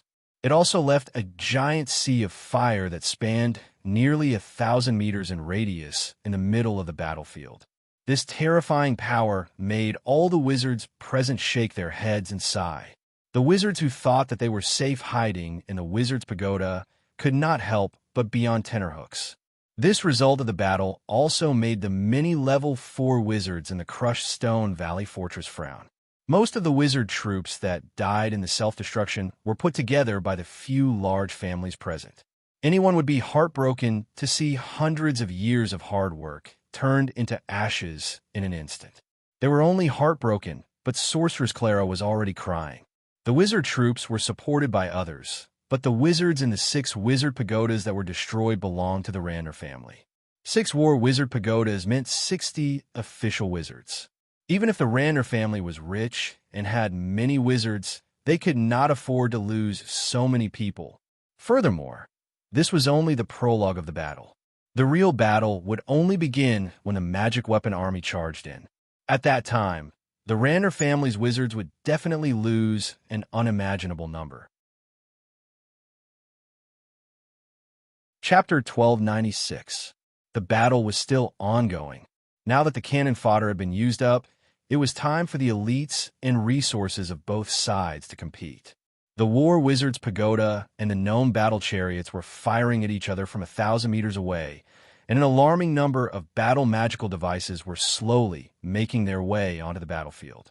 In order to minimize the number of casualties, the battle magical devices had disrupted their originally uniform formation and started to stand in a more loose formation. They also crazily fired at the nearest war wizard's pagoda as they advanced. Naturally, the war wizard's pagoda would not just wait for its death. Blinding bolts of lightning descended from the sky, destroying the battle magical devices on the spot. As for the Ranner wizard army hidden around the wizard's pagoda, they took the opportunity to attack, using powerful elemental attacks to take down every battle magical device that entered their attack range. To be honest, even though an individual member of the wizard army had the abilities of a level 1 wizard, they were far from a wizard who had officially advanced to level 1. But once they gathered together, with the help of wizard weapons and enchanted weapons, the terrifying battle power they could unleash was astonishing. The Magic Archer team had 300 people split into 6 small battle teams, with 50 people in each team. Their members were all carefully selected high-level apprentices, each of them muscular, especially with their shocking arm strength. Coupled with the rune longbows and enchanted exploding arrows that were specially prepared for them, they could instantly turn a battlefield into a violent sea of fire when they focused their fire on it. The power of a single exploding arrow might not be that outstanding, only about 140 degrees, which was equivalent to the normal attack of a level 1 wizard. But the combined power of 50 exploding arrows could reach an astonishing 700 to 800 degrees. This was already within the attack range of a level 3 wizard. Even a peak level 2 wizard might be killed on the spot when faced with such a ferocious attack, not to mention opponents of the same level. Hence, groups of wizard armies could still unleash terrifying power that far exceeded their own level, even on a high-level battlefield. Their existence was also a form of replenishment for the lack of high-level wizards. But while they might have the offensive power of high-level wizards, they did not have the same level of defense and defensive measures. Their bodies were still as fragile as paper, and they could not withstand the baptism of a high-level battle. While they were taking down one battle magic machine after another, there would always be a few that slipped through the net and entered their attack range. Berserk magical fireballs, concentrated energy rays, and metal shrapnel that bloomed like fireworks. The personal defense of the Magic Archer Corps was only at level 1, and after 1 or 2 rounds, it began to break down. On such a cruel and bloody battlefield, without shields and defensive force fields, human bodies were as frail and fragile as paper. As a result, the members of the Magic Archer squad howled and fell one after another. When their numbers began to decline, and they were no longer able to wipe out all the enemies in the distance, their doomsday would come. For an army like the Magic Archer Corps that had long-range abilities, the rate of loss was still within an acceptable range. However, the sorcerers, who mainly focused on close-range attacks, seemed so weak and powerless in the face of the overwhelming attacks from the magic machines. In terms of strength, defense, and attack, the PG-52 battle magic machine was above them in all aspects. Moreover, the former were not afraid of death and did not leave the line of fire even if they were lightly injured. Even if their entire bodies were smashed to pieces, as long as their energy cores were still operating, the sizzling sound of energy would never stop. On the battlefield, one could see battle magic machines that had half of their bodies smashed to pieces, dragging their broken bodies as they moved forward while still firing fiercely. After all, the sorcerers were made up of flesh and blood, and they could not do this. On the battlefield, apart from the sorcerer apprentice sorcerers, there were also many foreign legions from other planes. Frost giants, giant earth elementals, 100-eyed monsters, 2-headed rhinoceroses, violent earth bears, swamp wyverns, scavengers. Any one of these guys could be thrown into the human world as a world-destroying demon. But here, they could only be cheap meat shields to temporarily slow down the advance of the Magic Machine Corps. Even though the Magic Machine Corps had suffered heavy losses, their results were clear for all to see. Wherever the Magic Machine Corps went, all the monsters and sorcerer troops were smashed into pieces of flesh and blood, and all the wizard traps were detonated. And the gnome chariots that took the opportunity to press forward, with the help of the gnome warlocks, were methodically clearing the war wizard pagodas. The gnome chariots rumbled in a frenzy, and the gnome warlocks charged fearlessly to the foot of the war wizard pagodas, throwing bundles of gnomes near the base of the pagodas. If they could not retreat in time, some of the almost insane gnome warlocks would even rush to the foot of the wizard pagodas with piles of gnomes and detonate them. The temporary war wizard pagodas were, after all, temporary, and the materials used to build the pagodas could not withstand such crazy trampling. Hence, under the repeated attacks of the gnomes, one after another, the war wizard pagodas collapsed with a loud bang.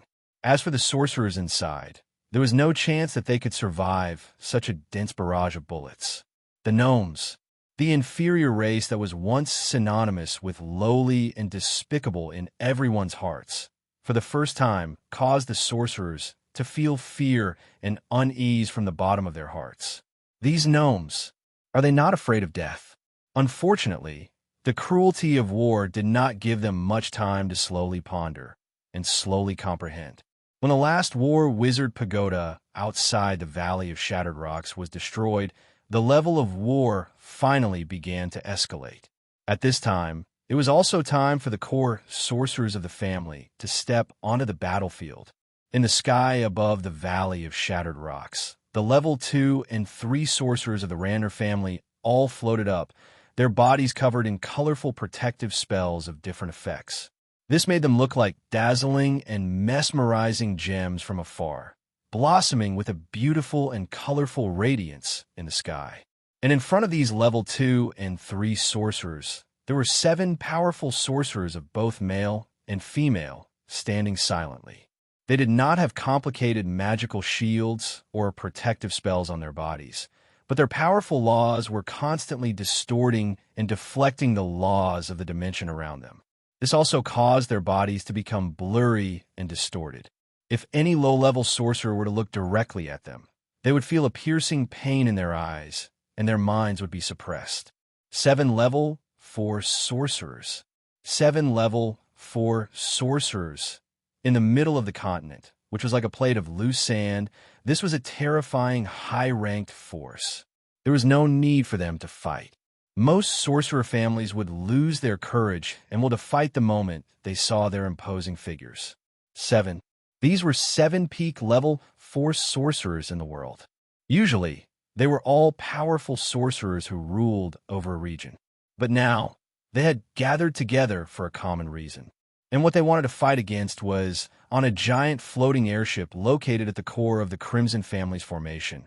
Grimm stood up with a smile on his face, holding his magic staff. It's finally our turn to show up. All members of the Crimson family, follow me out and show off your strength. After saying this, a ray of light burst forth, and Grimm wrapped around the 100 mid and high-ranked family members and teleported them out. On the deck of the giant floating airship, flames soared into the sky, and tall and imposing figures appeared one after another. All the rank 2 family members remained on the deck and did not fly out of the protective barrier. All the rank 3 family members followed Grimm and Mary and flew out, facing off against the Magi of the Ranner family from afar.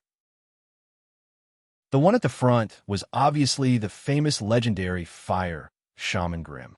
He raised his magic staff, and a loud dragon's roar resounded in the distance. Shortly after, a majestic dragon covered in azure scales flew over and landed below Grimm. Grimm's muscular body sank slightly, and he landed on the back of the rank 4 lightning dragon, arms, and stood there like a mountain. Following closely behind Grimm was the Blood Queen Mary, who was still dressed in red armor. Her crimson hair flowed down her back, and her scarlet eyes sparkled like rubies. She had a high-nosed bridge, delicate red lips, and gray bat wings that gently flapped in the air. One had to admit that even in the central continent, Mary's beauty was unparalleled. At least among the rank 4 Magi, her beauty was unparalleled. Due to her special identity, Alice obviously could not show herself in such an occasion. After all, her title as the leader of the Destiny Witches meant that she could not do as she pleased. The moment she appeared on the battlefield, the few old fellows on the other side could use the Northern Witches' invasion as an excuse to get more external help. Not only did the Crimson family not show any signs of fear in the face of 7 enemies, but their morale soared, and they seemed to be suppressing their opponents. When Mary raised her hand and released the puppet dragon from a puppet amulet, the entire battlefield went silent.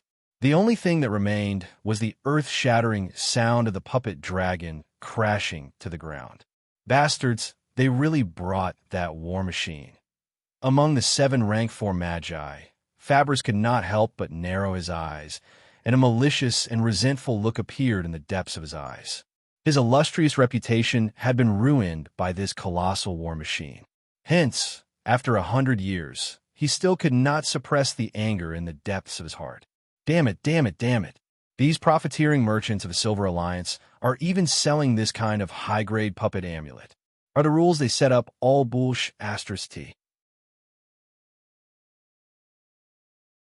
Chapter 1297. President Fred, I didn't expect to see you here. Grimm took a step forward and smiled leisurely at the other party. Your Excellency, are you here to mediate, or are you here to help the Clara Witches fight us?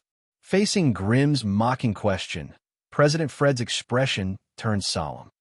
Grimm, don't forget that everyone here contributed greatly to you becoming a grade 4 magus. Since you've asked, I'll tell you clearly. As long as you promise that the Crimson family will not seek any territory outside of the Alobis and Arash regions, I will convince the Clara Witches to leave your territory. The association will also compensate the Crimson family for their previous losses. How about it? These conditions are generous enough, right? As long as you agree, the war will end, and everything will return to normal. You will also be able to rule the 2 most fertile territories in the Central Continent. This is the best we can offer.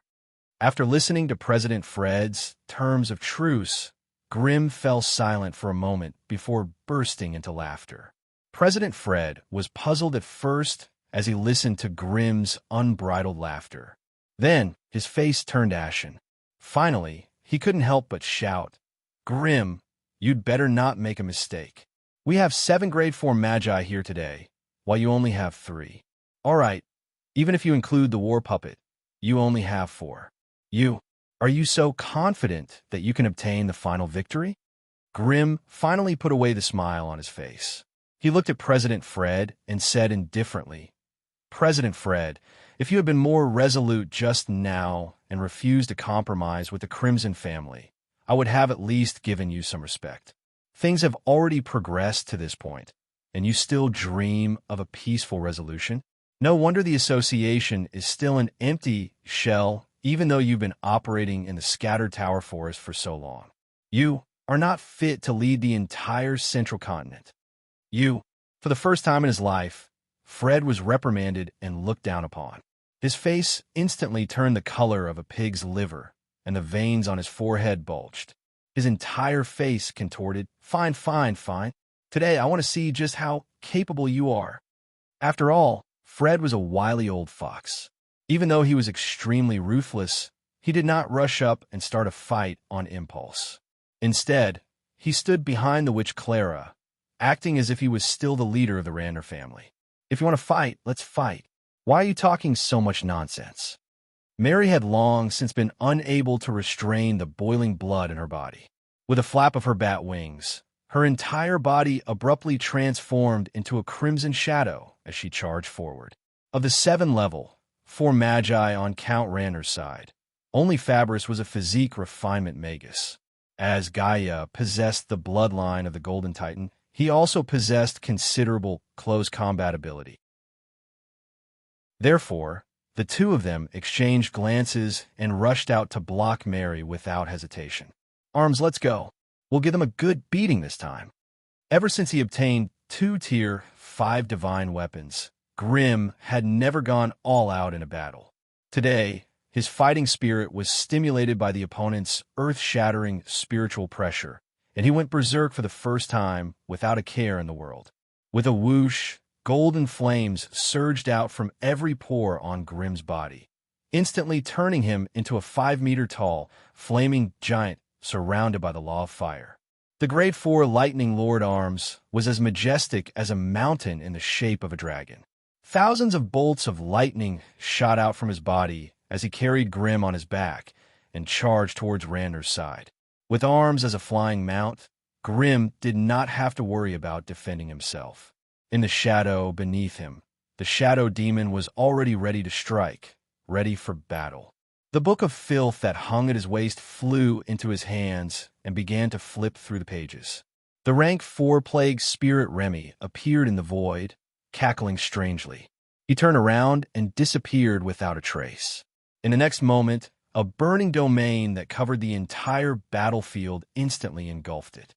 All matter and life began to burn under the scorching heat of the extremely warm and ferocious flames. Grim waved his staff, and 4 fire runes disappeared into the bodies of Mary, Arms, Shadow Fiend, and Remy.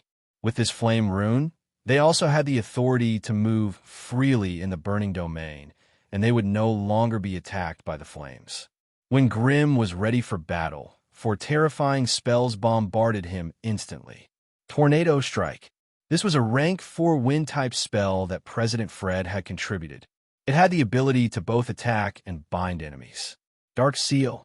This was a special witchcraft released by Witch Clara.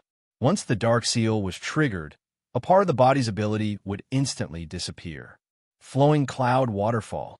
Elder Nicholas was a water sorcerer, and his attack was undoubtedly the weakest among them. Otherworld Summon. Elder Matthew was a summoner, and he could summon creatures from other worlds to aid him in battle. Apart from long-range spells, all rank 4 sorcerers had a large number of magic tools and scrolls. Under their almost extravagant release and usage, the number of members in the camp also increased, and in an instant, it actually became densely packed. Elder Matthew was unusually active. As an otherworld summoner, he had summoned 3 rank 4 creatures from other planes: the human-faced snake, the beholder, and the devourer. The human-faced snake was a strange monster that was 20 meters long and had a human face on its head. It possessed a tenacious vitality and a flexible body that was comparable to fine steel ropes. In addition, it had its own strange paralysis attack. It also had a strange paralyzing effect, and no creature could escape from its entanglement. The Beholder was a mutated monster that lived in the underworld. Its body was a giant eyeball with a diameter of 5 meters, and it had 7 snake-like stalks. At the ends of the stalks were strange eyeballs that could shoot out different magical rays. The Devourer was a strange monster that was very difficult to deal with. It did not have a real body, and what it usually showed was a huge mouth with 2 wings.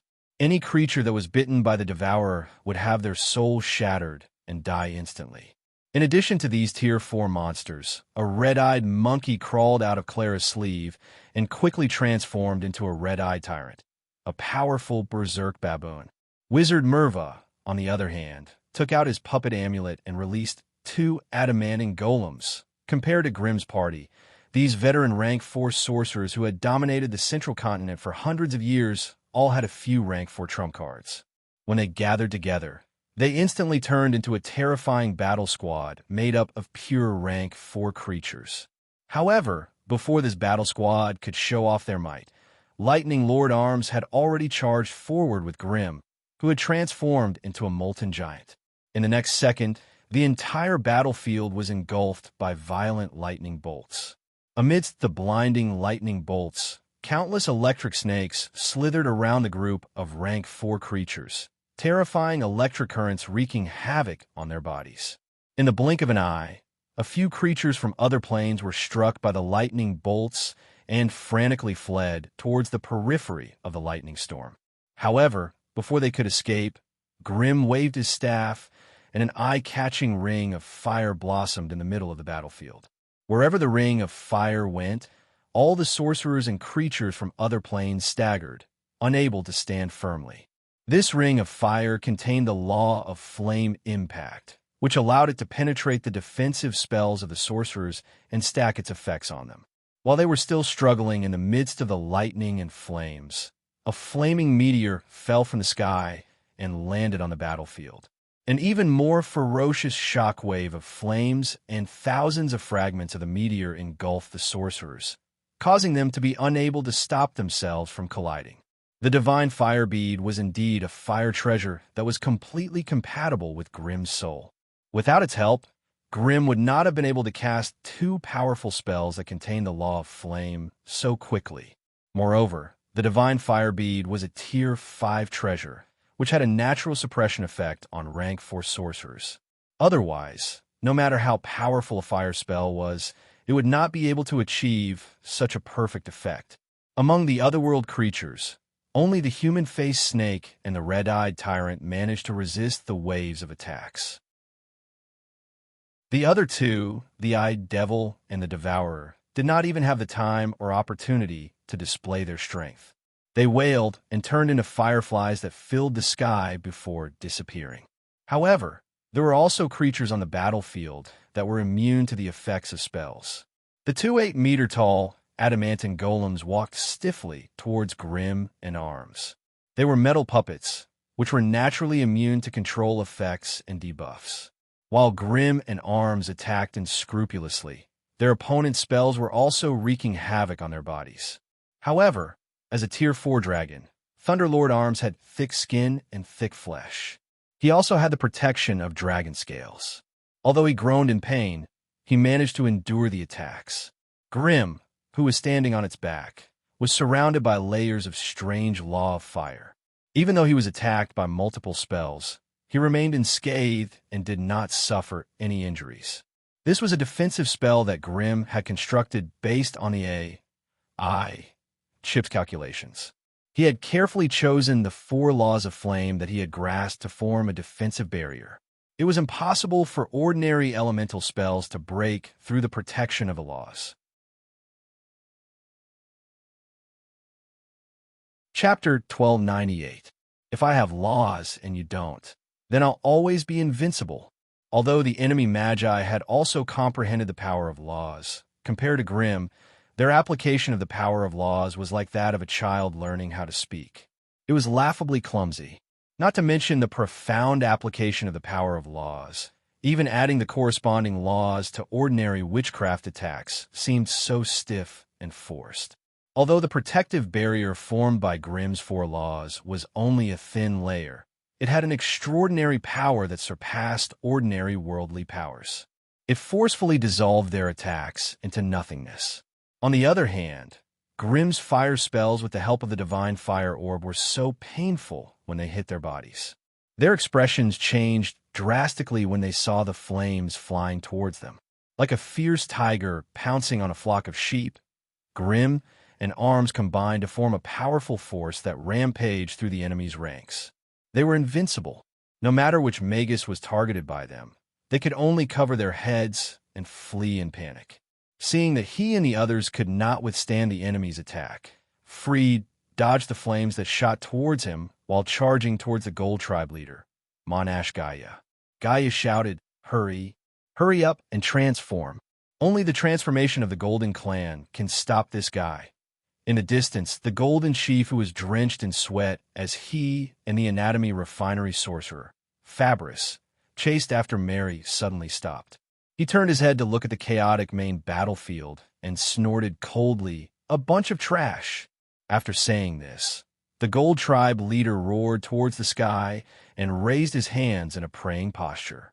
He shouted loudly, "In the name of Gaia, with the power of our bloodline, with the glory of the Gold Tribe since ancient times."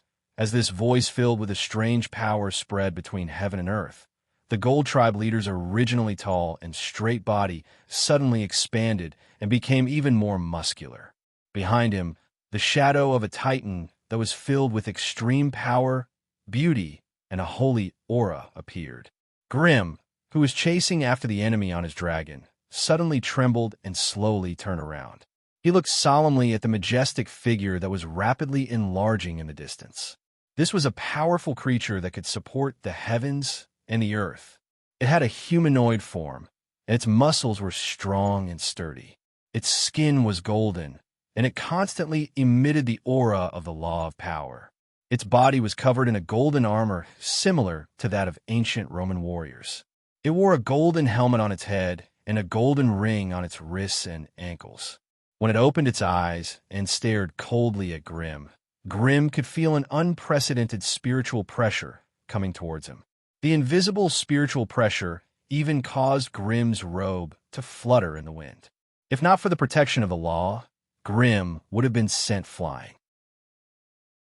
After transforming into a gold titan, Monash had become a gold titan. Gaia's body was already more than 50 meters tall. Her entire body was brimming with a dazzling golden light that people could not look directly at. Golden power radiance shot out from his sturdy and imposing body, causing everyone who saw this scene to squint their eyes. They had to use their power to protect their eyes to barely see the outline of his body. The power of the Golden Titan's bloodline that flowed in this body was so abundant that it made one secretly shocked. Since Monash, after Gaia completed his transformation, even Mary, who had always been rebellious, could only bitterly retreat to the distance to avoid the energy radiation that made her feel extremely uncomfortable. The difference in power between the two was too great. Just by bathing in the radiance of the other's power, Mary had to endure a considerable mental pressure and terrifying combat power suppression.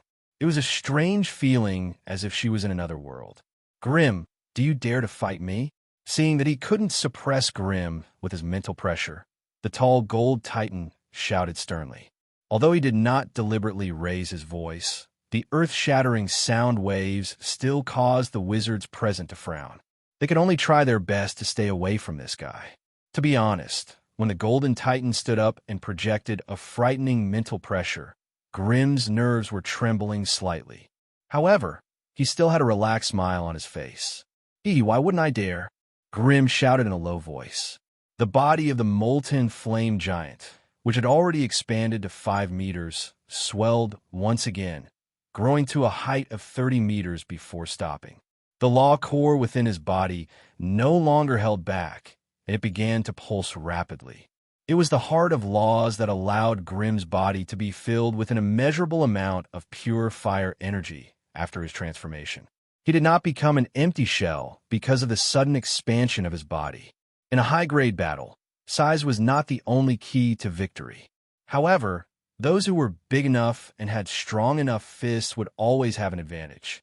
Hence, the two top magi in the central continent displayed their strongest side as soon as the battle began. Monash, Gaia was using the Titan's bloodline that flowed in his body. The Titans were originally the strongest giants in the Superverse universe. They were born with tyrannical strength and could easily control magic energy. Hence, they were one of the rare races in the Superverse universe that were born with great strength. Grim, on the other hand, relied more on his fire transformation and the 2 Grade 5 divine equipment. Without their support, even if Grim transformed his body, he would only be an empty shell that would shatter at the slightest touch. Now, with the support of the Fire Force Core, the protection of the Book of Darkness, and the power of the Law of Fire from the Vulcan Orb, coupled with the amplification effect of the focusing crystal, Grim's basic combat strength was comparable to a super expert, peak grade 4. What about Monash, who had transformed into a Golden Titan? Although Gaia was not a super powerful being, with his tyrannical body and terrifying might, he was not to be underestimated. When the Golden Titan and the Molten Flame giant faced off, the other Magi could not help but withdraw their spiritual force and slowly retreat to the periphery of the battlefield. It was not that they did not want to participate in this battle, but there was no place for them in this battle. Grim's burning domain and Monash's, Gaia's domain of power. Both of them were extremely tyrannical and had terrifying exclusivity. Within the range of their domains, the power of laws collided with each other. Under such circumstances, anyone who stayed in the battlefield would inevitably be affected by the omnipresent power of laws. The power of laws only existed between friend and foe. There were no allies. Thousands of meters away, Sorceress Clara slowly floated to the side of Freed and the others, her eyes staring unblinkingly at the 2 giants facing off in the distance. One gold and one fire, both so eye-catching, both so soul-stirring. Is this the power of a super-powerful being? Sorceress Clara asked in a hoarse voice. No one answered, only Freed, who had a ferocious expression on his face, nodded fiercely, unwilling to give up. Clara did not say anything else, instead taking a few deep breaths, her eyes becoming moist. Was this the legendary fire Magus Grim that she had arrogantly said she wanted to challenge? Looking at the other party's huge flame body, standing proudly and sensing the scorching flame while pressing towards her, Clara felt a burning pain on her face. She had never thought that there would be a day when she would be so foolish as to actually say that she wanted to challenge such a powerful magus. The difference in power between them was as great as the gap between the bright moon and a firefly.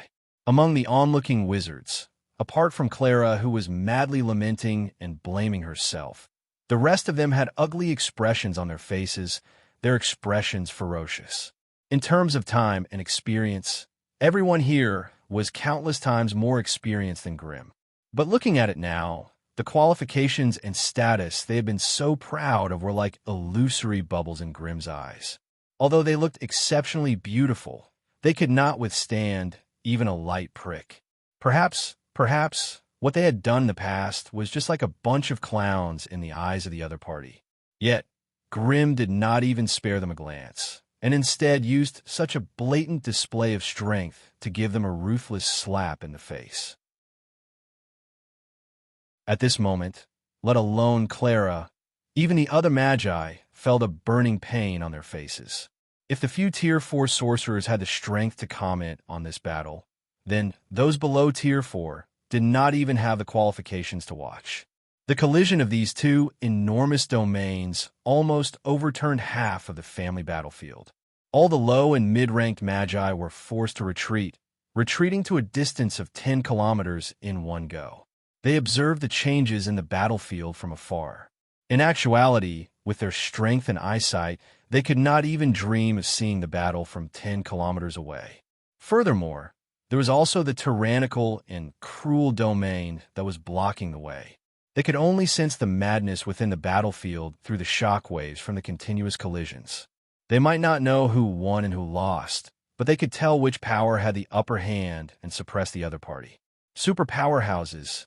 This dazzling title was too far away for them, and they almost thought that they would never be able to reach it. But today, they were very lucky to see two magi. Two magi who had not even reached the peak of Grade 4, yet possessed battle prowess comparable to that of a peak Grade 4 magus. Moreover, most importantly, they were from the Central Continent. Every magus of the Central Continent knew how important a super powerhouse was to the Central Continent. But now, because of a small internal conflict, they had to fight amongst themselves. This beautiful dream collided with the cruel reality, causing all the magi of the Central Continent to feel dejected. It cannot be helped. Magi only respected the strong and only worshipped strength.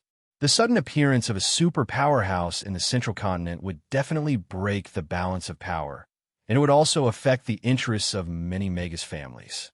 Under these circumstances, without experiencing a violent storm, without the blood of certain people staining the stairs red, nobody would be able to sit on the high and mighty throne.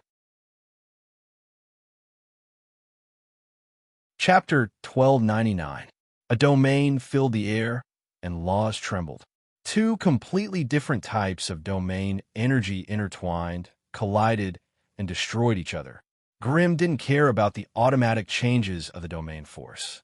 Instead, he focused his attention on his opponent, the Golden Clan, Titan bloodline, the strongest in the Central Continent. He had heard such vague information countless times before and had even tried to obtain more direct information. It was a pity that the Gaia Golden Clan had very few members and did not form a large organization. The reason for this was related to the chronic illness of high-ranked bloodlines. The higher the rank of the bloodline, the harder it was to produce pure-blooded clansmen. On top of that, the Gaia family was not a true descendant of the Titans, but a branch that had inherited a portion of the Titan bloodline through a special method. The Gaia family had over 7,000 members, but there were less than 10 who had awakened the Titan bloodline and were acknowledged by the family. The rest were all ordinary people. Up until now, the Gaia family was one of the few ancient magi families in the Central Continent that refused to interact with the outside world and did not marry outsiders. Relying on this method and the strict rules of the family, they had barely managed to preserve the inheritance of the Titan bloodline, preventing it from being stolen by others. However, it was also because of their seclusion that they refused to integrate outstanding magi from the outside world and refused to use the Titan bloodline to interact with outsiders. This was why the Gaia family, which had the strongest individual strength, had never been able to gather enough magi to rule over the central continent. However, the Gaia family did not have many members, but that did not mean they were weak. Almost every person who had awakened the Titan bloodline had the potential to become a high-ranked magus. This was one of the most enviable advantages of a magus family. As for the Golden Clan leader, Monash, Gaia was already 937 years old, and his strength had reached the terrifying rank of High Rank 4. Of course, with the Titan bloodline's buff, he wouldn't be the slightest bit inferior to a Tier 4 Apex superpowerhouse. Even Grim, who was full of confidence in himself, had to be careful when fighting against such a powerful being, not daring to be careless.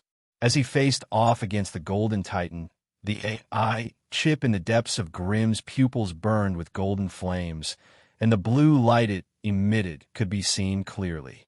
Basic information about the enemy in front of him fell like raindrops. Monash, Gaia, possessor of the Titan bloodline, high grade 4, known as the Golden Clan, possessing the strange Titan bloodline that can suppress all power. Initial estimation, Monash, Gaia's Titan bloodline talent, is Devour. It can suppress any Titan bloodline of other attributes and devour it to nourish his own bloodline origin. Monash, Gaia's Golden Titan incarnation, had the following basic attributes: strength, 49 physique, 47 dexterity, 13 spirit, 49. Bloodline talent, Devour. Battle skills, unknown. This, seeing the AI chip's deductions of the enemy's basic information, Grim could not help but suck in a breath of cold air. This was the first time he felt that his small body was so weak in front of this gold-ranked Titan. Monash's strength and spirit were both 49 points. If it wasn't for his rank limiting his strength, perhaps even those who had reached 50 points in attributes wouldn't dare to be arrogant in front of him. Just as Grim was trying his best to figure out the secrets of Monash's body, the Gold Titan finally couldn't hold it in any longer. You've seen enough, right? Since you've seen enough, it's time for me to make my move. With a roar, Monash took large strides forward. His thick and sturdy legs only took 3 steps to reach Grim, his huge palm flashing with golden lightning as he clenched it into a fist and punched towards Grim's head. The sound of thunder rumbled as he punched out, and a thick bolt of lightning that was comparable to a tornado descended from the sky, striking towards Grim at the same time. Monash's terrifying 49 strength was infused into his fist, causing a nearly transparent cone-shaped wind pressure to appear at the front of his fist. Before the fist arrived, the wind from it arrived. The AI chip projected that the wind pressure from the fist had reached 3,700 degrees, which was equivalent to Grim's full strength before he had obtained 2 rank 5 divine weapons. And this was just the power of the fist wind. As for the giant fist itself, it contained a terrifying attack power as high as 7,900 degrees. If the apocalyptic lightning was added to the equation, the Gold Titan's headshot would easily deal over 10,000 points of damage. This kind of damage was enough to instantly kill any rank 4 magus. Whether they were prepared or not, the result would be the same. Grim was only 30 meters tall in his molten giant form. In front of the 50-meter tall Gold Titan, he looked like a little brother. Therefore, in the face of the enemy's sudden attack, Grim's body spurted out flames while his own body moved in the opposite direction, dodging the ferocious iron fist. At the same time, a dense red cloud gathered above his head, blocking the world-destroying thunderbolt that descended from the sky. The Tier 4 lightning subduing spell and the Tier 4 flame barrier clashed. The apocalyptic lightning was devoured, but a small portion of the flame barrier remained. However, although the iron fist was easy to dodge, it was very difficult to completely dodge the fierce fist wind that was wrapped around the iron fist.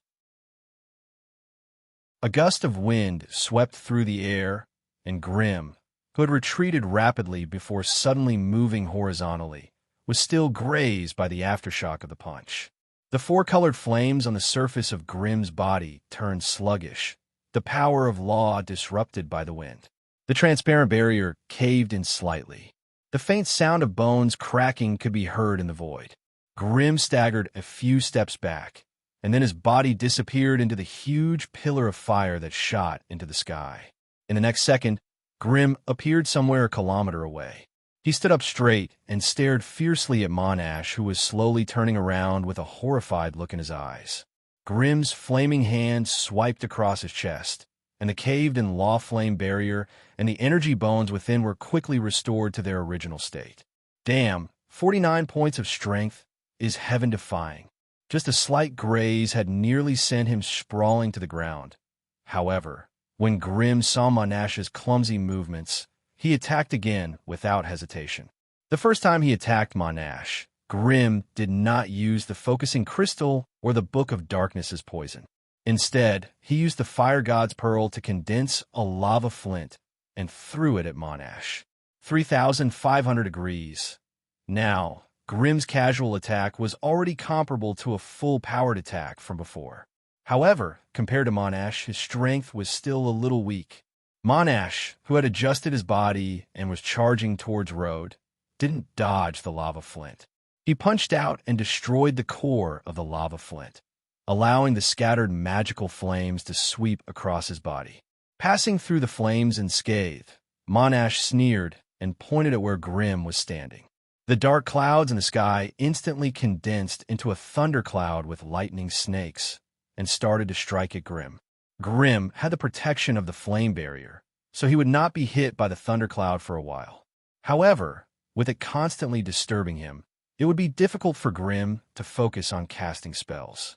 Therefore, Grimm leaped away again without hesitation, finding a foothold for himself. However, just as he stepped out of the soaring flames, a dazzling lightning struck down from above, causing him to stagger. Grimm raised his head in shock. Only then did he realize that the violent thundercloud was still hovering above his head and was still striking down fiercely without stopping. Damn it, it's actually a lock-on attack. The Book of Filthy Darkness that was hanging on Grimm's waist instantly appeared in his hand and automatically flipped through the pages. When the pages stopped at a page that was engraved with mysterious runes, a green sticky ball of venom appeared above the runes and quickly flew into the violent thundercloud above his head.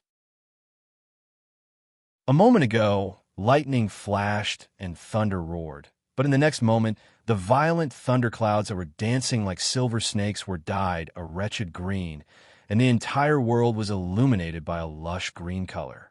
The law of lightning inside was disturbed by the poison, so it naturally lost control and was no longer a threat to Grimm.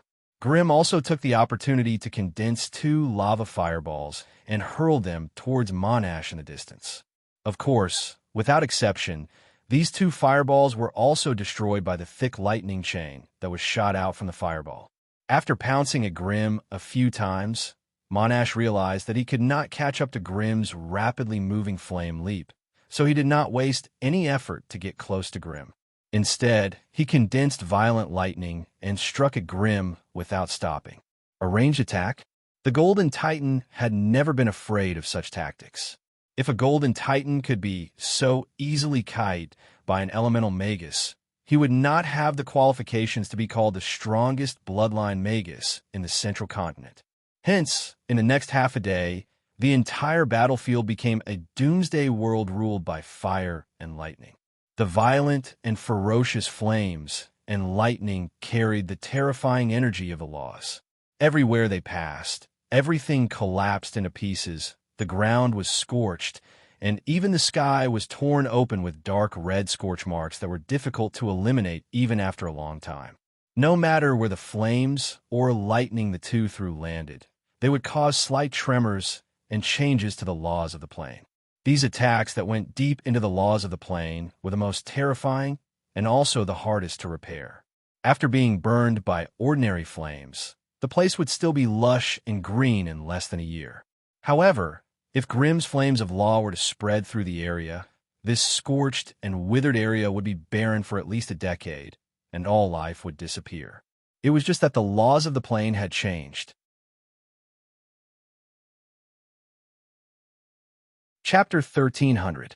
In a hidden location on the east side of Crushed Stone Canyon, two magi, one male and one female, were hiding in a magic plant that looked like a flower bud, secretly watching the battle in the distance. On one side of the flower bud was a projection of the scene of two giants fighting to the death. Seeing the terrifying might of the two powerful magi with a wave of their hands and feet, their hearts trembled slightly. Even though they were hiding in a safe place and would not be affected by the aftershocks of the battle, their mouths were dry, and an indescribable resentment and impatience surged in their chests. Supreme beings, I really didn't expect that there would be two supreme beings hiding in a place as weak as the central continent.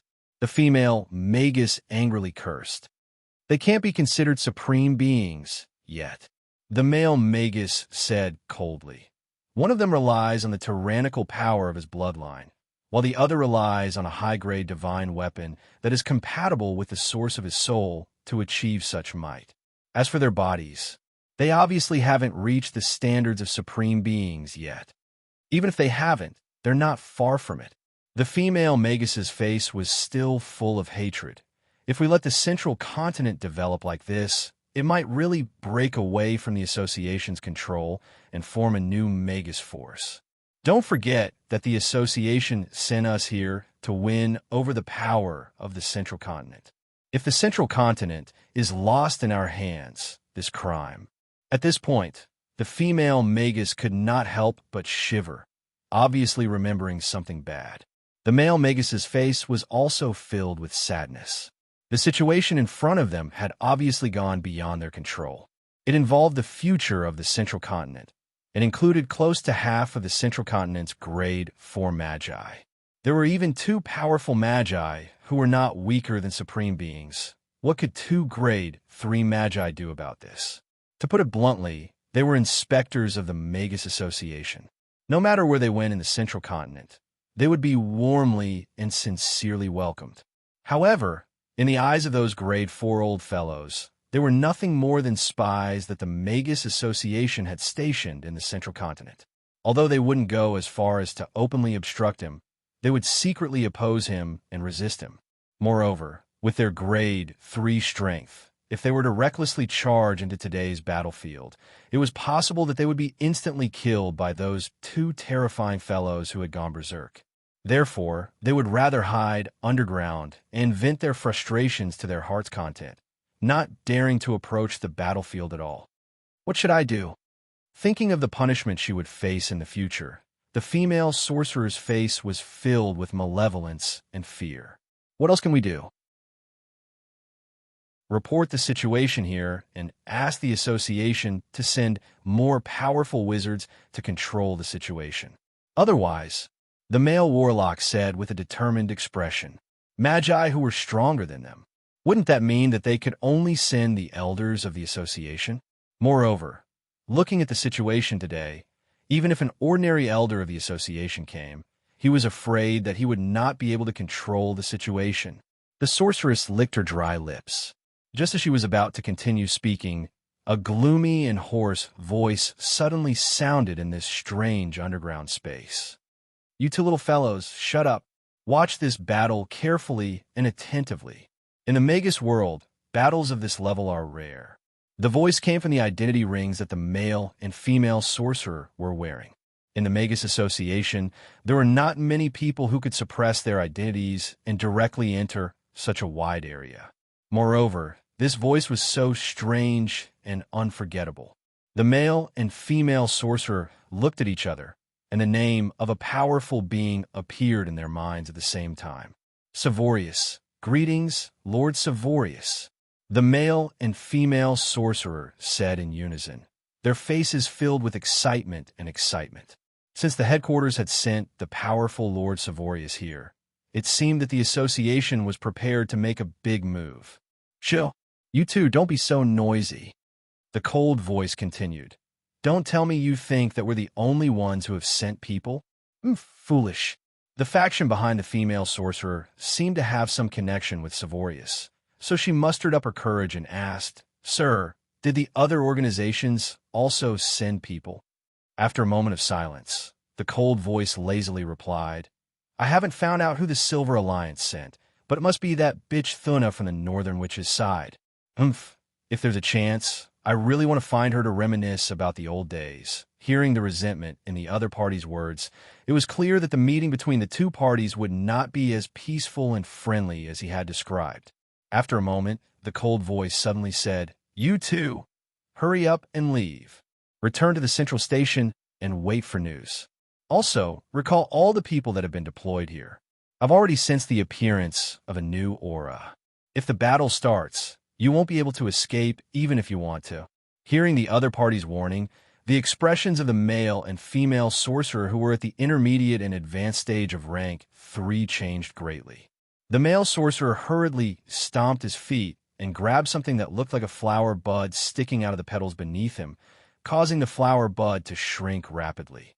When a space had shrunk to the point where it could barely accommodate the two of them, he drove the flower bud magic plant underground away from the battlefield.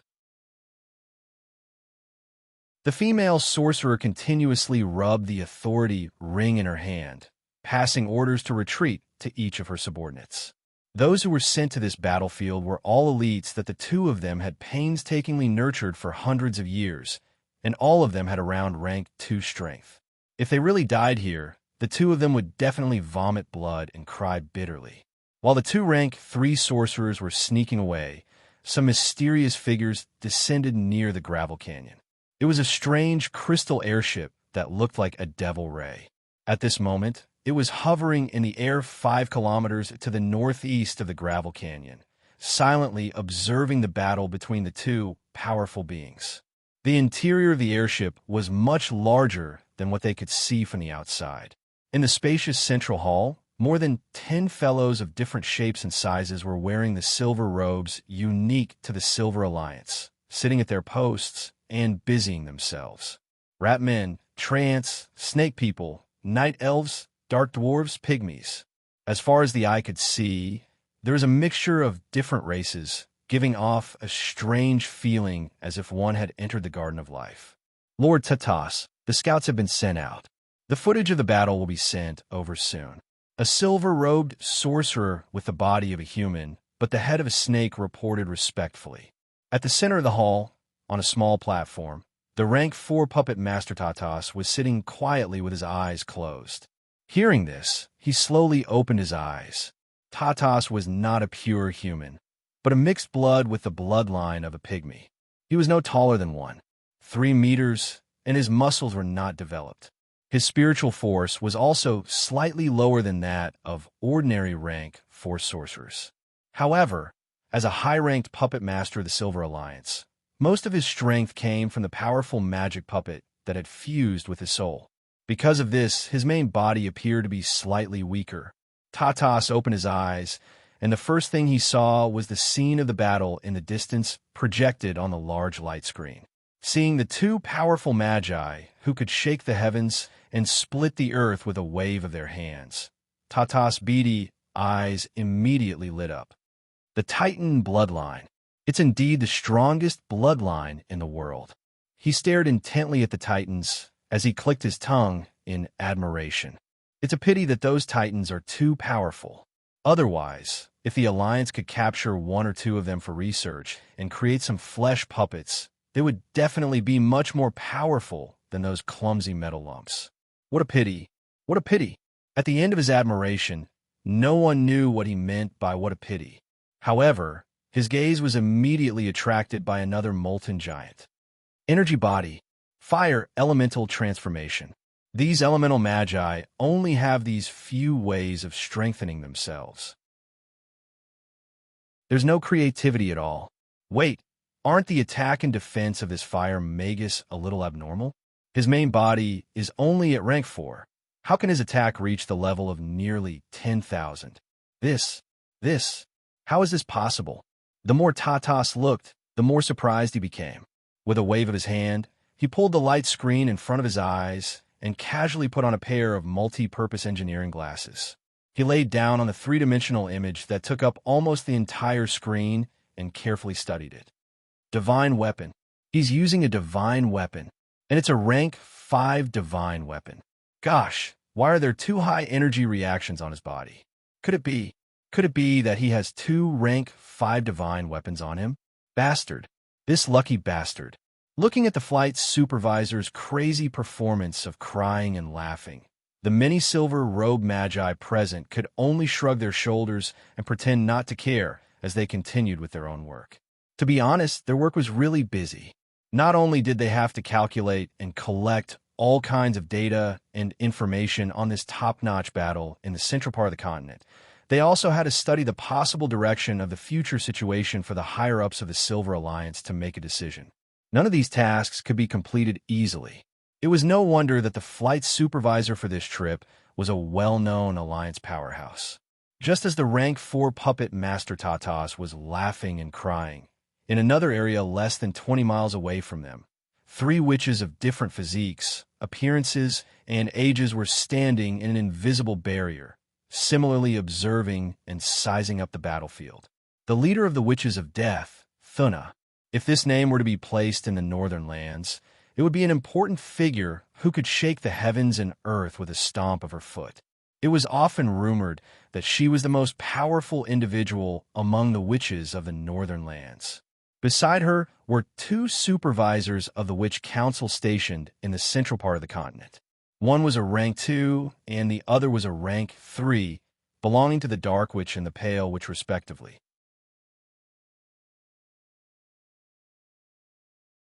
Chapter 1301.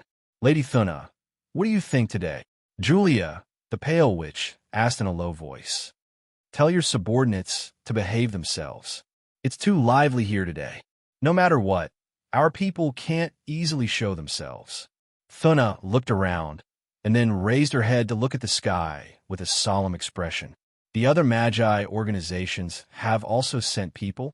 Julia was shocked. Not only that, Thuna raised her face, revealing a sinister smile on her delicate and cold face. Her eyes stared at the few black dots that were circling in the sky above the gravel canyon and said coldly, I can't believe that even these extraordinary fellows are here. Julia followed Thuna's gaze and looked into the distance. She could barely make out a few unusually majestic eagles. Apart from that, she couldn't see anything else. However, as a grade 3 witch, Julia's knowledge and experience were not something that ordinary people could compare to. From Thuna's tone and the few words she said, she quickly determined the origin of those eagles. My lady, they are, it's good that you know, there's no need to say their names. Otherwise, the fate link will attract their attention. These fellows who only like to hide behind fate. They're all the most annoying peeping toms. But soon after, Thuna turned her gaze to another area. There, she vaguely sensed a soul aura that made her extremely disgusted. Sevorus. Damn it. Why did those old fellows from the Magus Association let this slaughterer out? With him here, it would be difficult for anyone to get out of today's matter. At the thought of this, Thuna's gaze turned cold, and her ice-cold, fair body wrapped in brown leather armor surged with waves of bone-chilling coldness. In the blink of an eye, this place became a land of death filled with an aura of death. In the sky above the gravel canyon, a few unusually majestic eagles flew in circles, raising their necks from time to time and letting out 1 or 2 long cries that resounded through the universe. Indar, who had transformed into a giant eagle, was flying high up in the sky. Looking down from his point of view, the 5-mile-long valley looked like a short line of grayish-white rocks. In front of the canyon, the 2 giants were fighting with no regard for their own safety. In his eyes, they were just 2 slightly stronger ants fighting.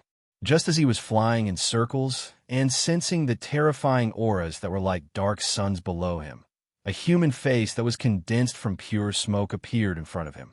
Indar, how's the situation over there? Pagoda Master, we've been here for more than half a month. A Magus war of the highest level has just broken out here.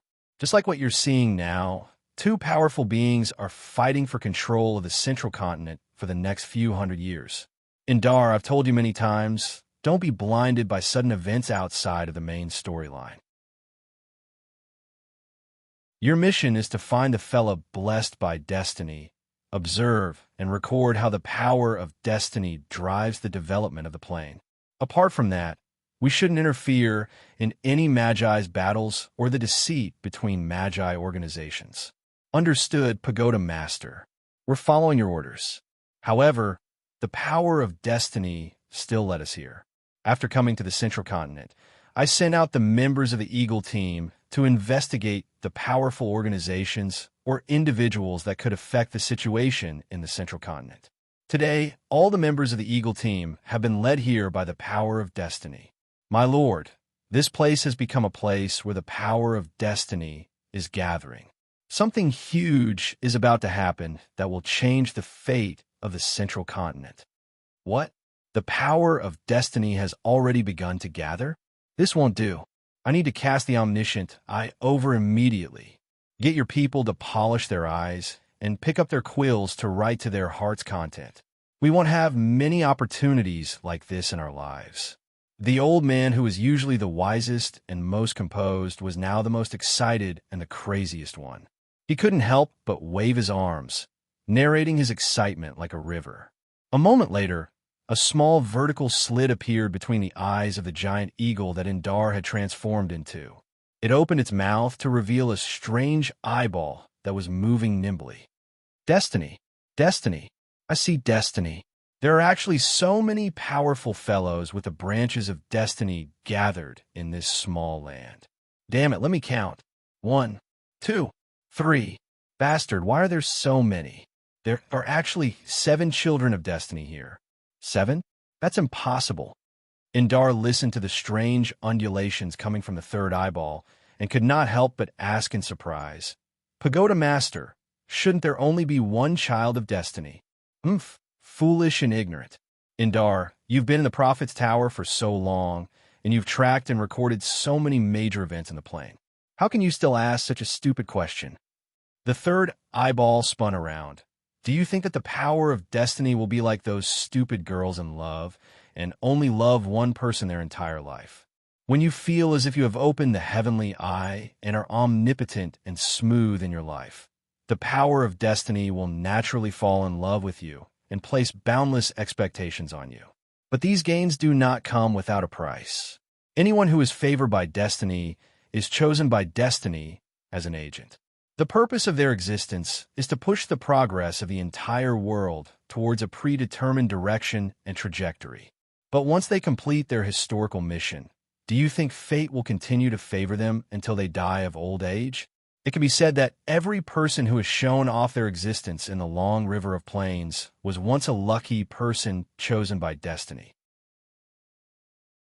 Each of them can be seen as a child of destiny for a certain period of time.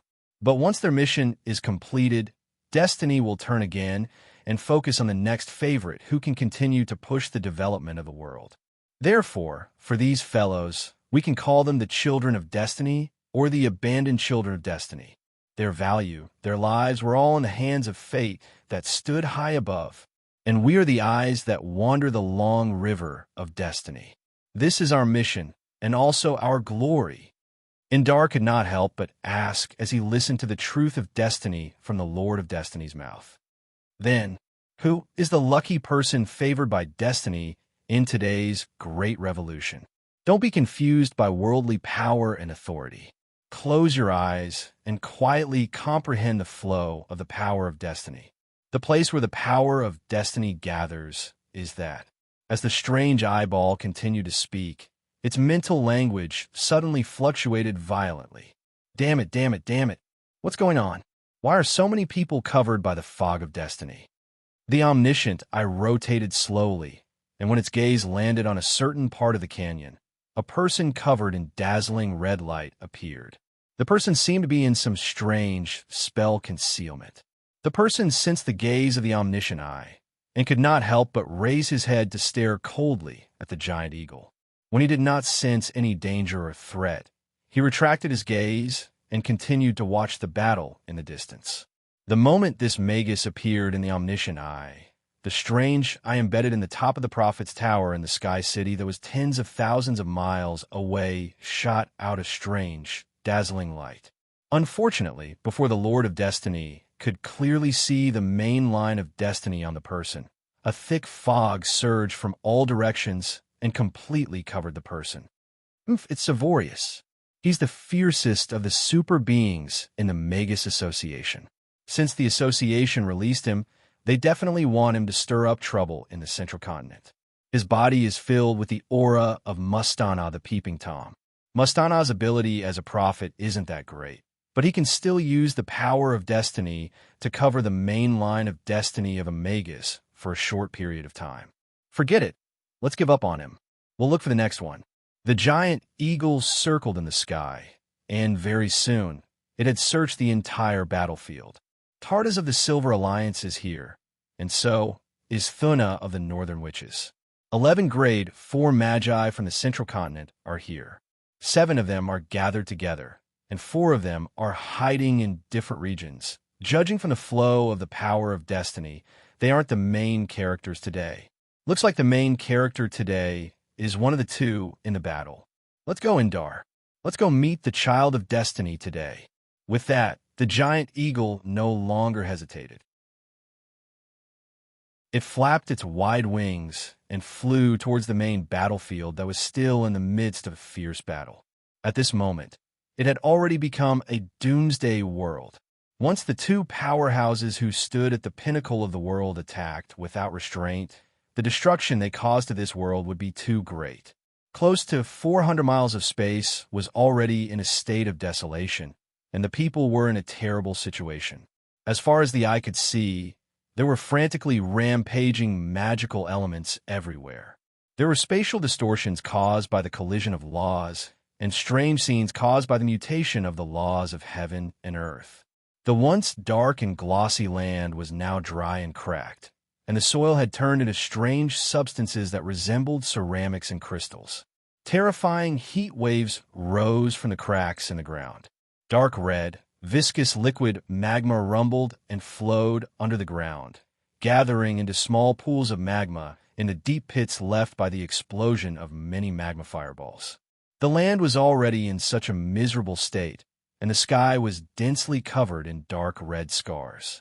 Terrifying void hurricanes and chaotic energy that could devour everything dissipated from within.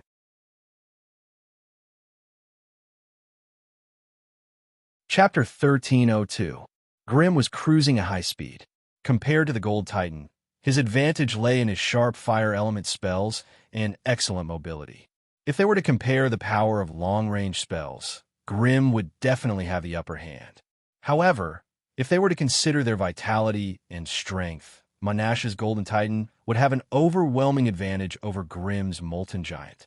Grim's strength was 27 points, while Monash's was 49 points. In front of Monash's godly strength, Grim was as weak as a piece of paper. He was completely defeated. On the other hand, Grim's vitality was 34 points, which was already considered abnormal among most elemental magi. However, in front of Monash's 47 points in vitality, he was still a whole level lower than Monash. Strength determined their close combat abilities. Although combat techniques and killing experience played a part, in the face of absolute strength, all these techniques were useless. Vitality determined their physical resistance and recovery rate. It was also the foundation of most body-tempering magi and bloodline magi. In this aspect, elemental magi mostly followed the simple mindset of having enough, and rarely would they put in the effort to hone their bodies. Spiritual force determined the strength and range of their spiritual perception. It also made their minds more flexible, their thoughts more agile, and their memories more vast. The level of one's spiritual force directly determined the strength, range, duration, and penetrative ability of one's spells. In this aspect, even though Monash had reached the peak of 49 points, he didn't have enough time to study witchcraft in his lifetime. As a result, after he transformed into a Golden Titan, other than a few Race Esper abilities, the number of lightning spells he could cast was pitifully few. Hence, the only thing that Grim could crush Monash in was agility. 19 points of agility greater than 13 points of agility. After Monash transformed into a Golden Titan, his huge body could indeed crush Grimm's molten giant. Hence, Grimm could only choose to move around in the sea of fire. He was like a hound teasing a bull, leading his opponent left and right on the battlefield, trying his best to maintain a distance. It was not that Grimm did not want to leave his opponent far behind, but the cost-effectiveness was too low. Once the distance between the two parties exceeded a kilometer, the trajectory of the fire spell would be easily captured by the opponent. Once the fire spell was intercepted prematurely, even though the dispersed fire energy was still shockingly powerful, it was merely a slightly warmer breeze for Monash, who had a vitality of 47 points. The light flame damage caused by this was not even comparable to the strong regenerative ability of the opponent's strong physique. Of course, Grimm's law of fire invisibility had contributed greatly to the battle, and he had toyed with Monash. Amidst the frenzied pursuit and slaughter, terrifying fire wizard spells would mysteriously erupt from his body one after another. Although these injuries were quickly healed by Monash's bloodline power, the injuries were too concentrated and frequent, putting a heavy burden on his physical body's recovery ability. What's more, physical recovery wasn't without a price. This required him to continuously consume his physical strength and bloodline power. Once the bloodline power in his body was exhausted, he would no longer be able to maintain the Golden Titan's transformation ability. Without the Golden Titan's vitality, strength, and spiritual force, it was impossible for him to defeat Grimm, who had a pair of divine weapons. It wasn't just him. Every high-ranked magus present could see this. In order to reduce the consumption of his bloodline power, Monash no longer spent any effort to repair the minor injuries on his body that wouldn't hinder him from displaying his combat strength. Instead, he poured more and more energy into attacking his enemies. His 49 points of majestic divine power made him invincible. Even if it was just a normal piece of gravel or mud, under the control of his violent power, he could instantly turn it into a sharp weapon that could pierce through metal and stone. Every time he swung his huge iron fist, it would bring about a terrifying tornado that was like a violent storm. The range of his attack covered the vast majority of the area within a kilometer in front of him. On top of that, every time he attacked with his body, he would mysteriously trigger a corresponding lightning bolt. Physical and lightning attacks could also deal twice the damage to his enemies. The power of his attacks was astonishing. Therefore, when Monash attacked, he would kick up a large amount of mud and gravel from the ground. He would then take advantage of the momentum to easily create a small-scale sandstorm with his fists. When the enemy's line of sight was obscured by a huge cloud of dust, and when the enemy's external defense was struck by the stones and mud that were like a storm, Monash's real iron fist and the whirlwind and tornado were not far away. Facing the enemy's advantage in strength, Grimm had no choice but to dodge as much as he could.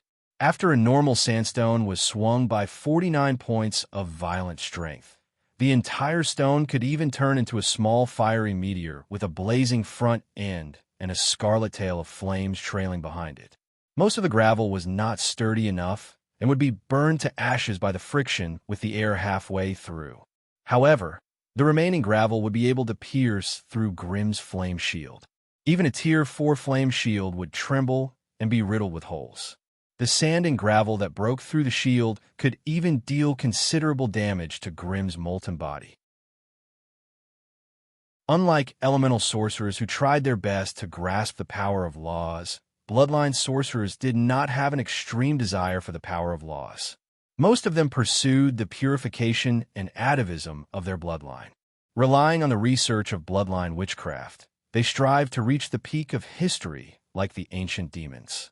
However, a pure bloodline could also bring about the corresponding power of laws.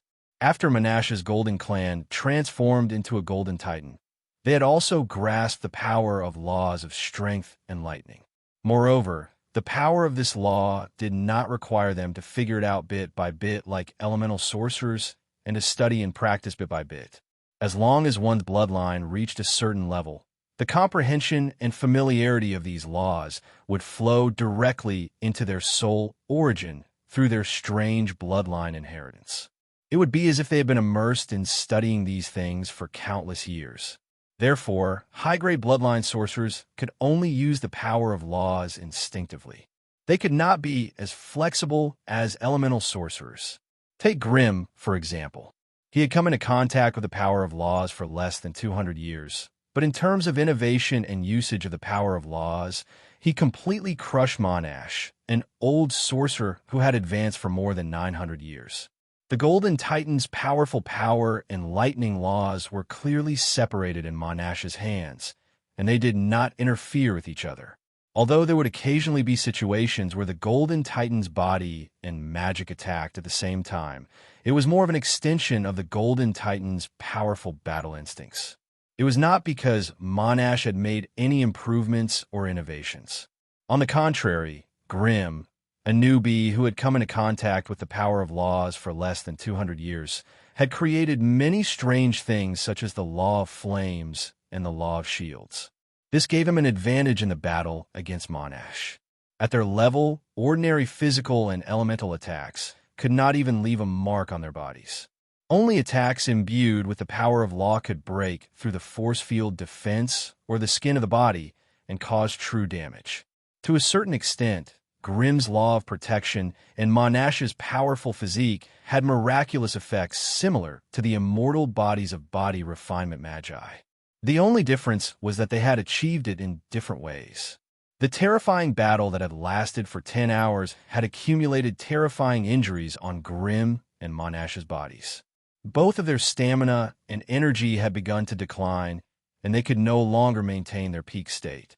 But on the whole, the damage Gold Titan Monash had suffered was much more severe than Grimm's, and the decline in his combat power was approaching a dangerous critical point.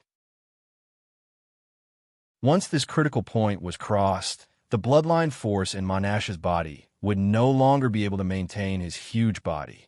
When that happened, he would be beaten back to his original state, and this battle between powerful beings would end with his defeat. However, just as he was about to be defeated, a sudden force barged into the battlefield. A terrifying force pointed straight at Grimm. Beep detected the appearance of a strange curse. Medium threat to host, suggesting host to move immediately. The moment he received the chip's warning, Grimm did not hesitate to turn into a ball of flames and disappear without a trace. The sudden eruption of the ring of flames pushed Monash, who had just arrived, back a few hundred meters before he managed to regain his footing. The dozens of golden flames split up and fled to different areas. In the end, the other flames mysteriously disappeared. Only the flame that escaped to the northeast suddenly expanded and once again turned into Grimm's tall and majestic molten giant body. As soon as his body reformed, Grimm frowned and lowered his head to look at his right chest. There, a dark spot was wriggling and twisting. The strange dark lines outlined the shape of a strange rune, and an even more strange aura of power was being nurtured within it. This was the power of curse. Why was it so strange and difficult to deal with? Grimm had managed to escape the opponent's curse attack in time, but the aftermath of the curse had brushed past him and left this strange curse imprint on his body. This curse mark contained an obscure and strange aura. No matter how Grimm used the law of fire to burn it, he could only limit it to a palm-sized area. He could not get rid of it completely. Moreover, after the curse imprint absorbed a small amount of flame energy, it strangely underwent some kind of mutation and instantly transformed into a strange insect curse. The black insect curse struggled and twisted, and terrifying insects were formed one after another, frantically tearing at the surrounding molten bodies. Grimm's expression froze, and his brows immediately furrowed. His gaze pierced through the distant battlefield, landing on an enemy that had just revealed itself.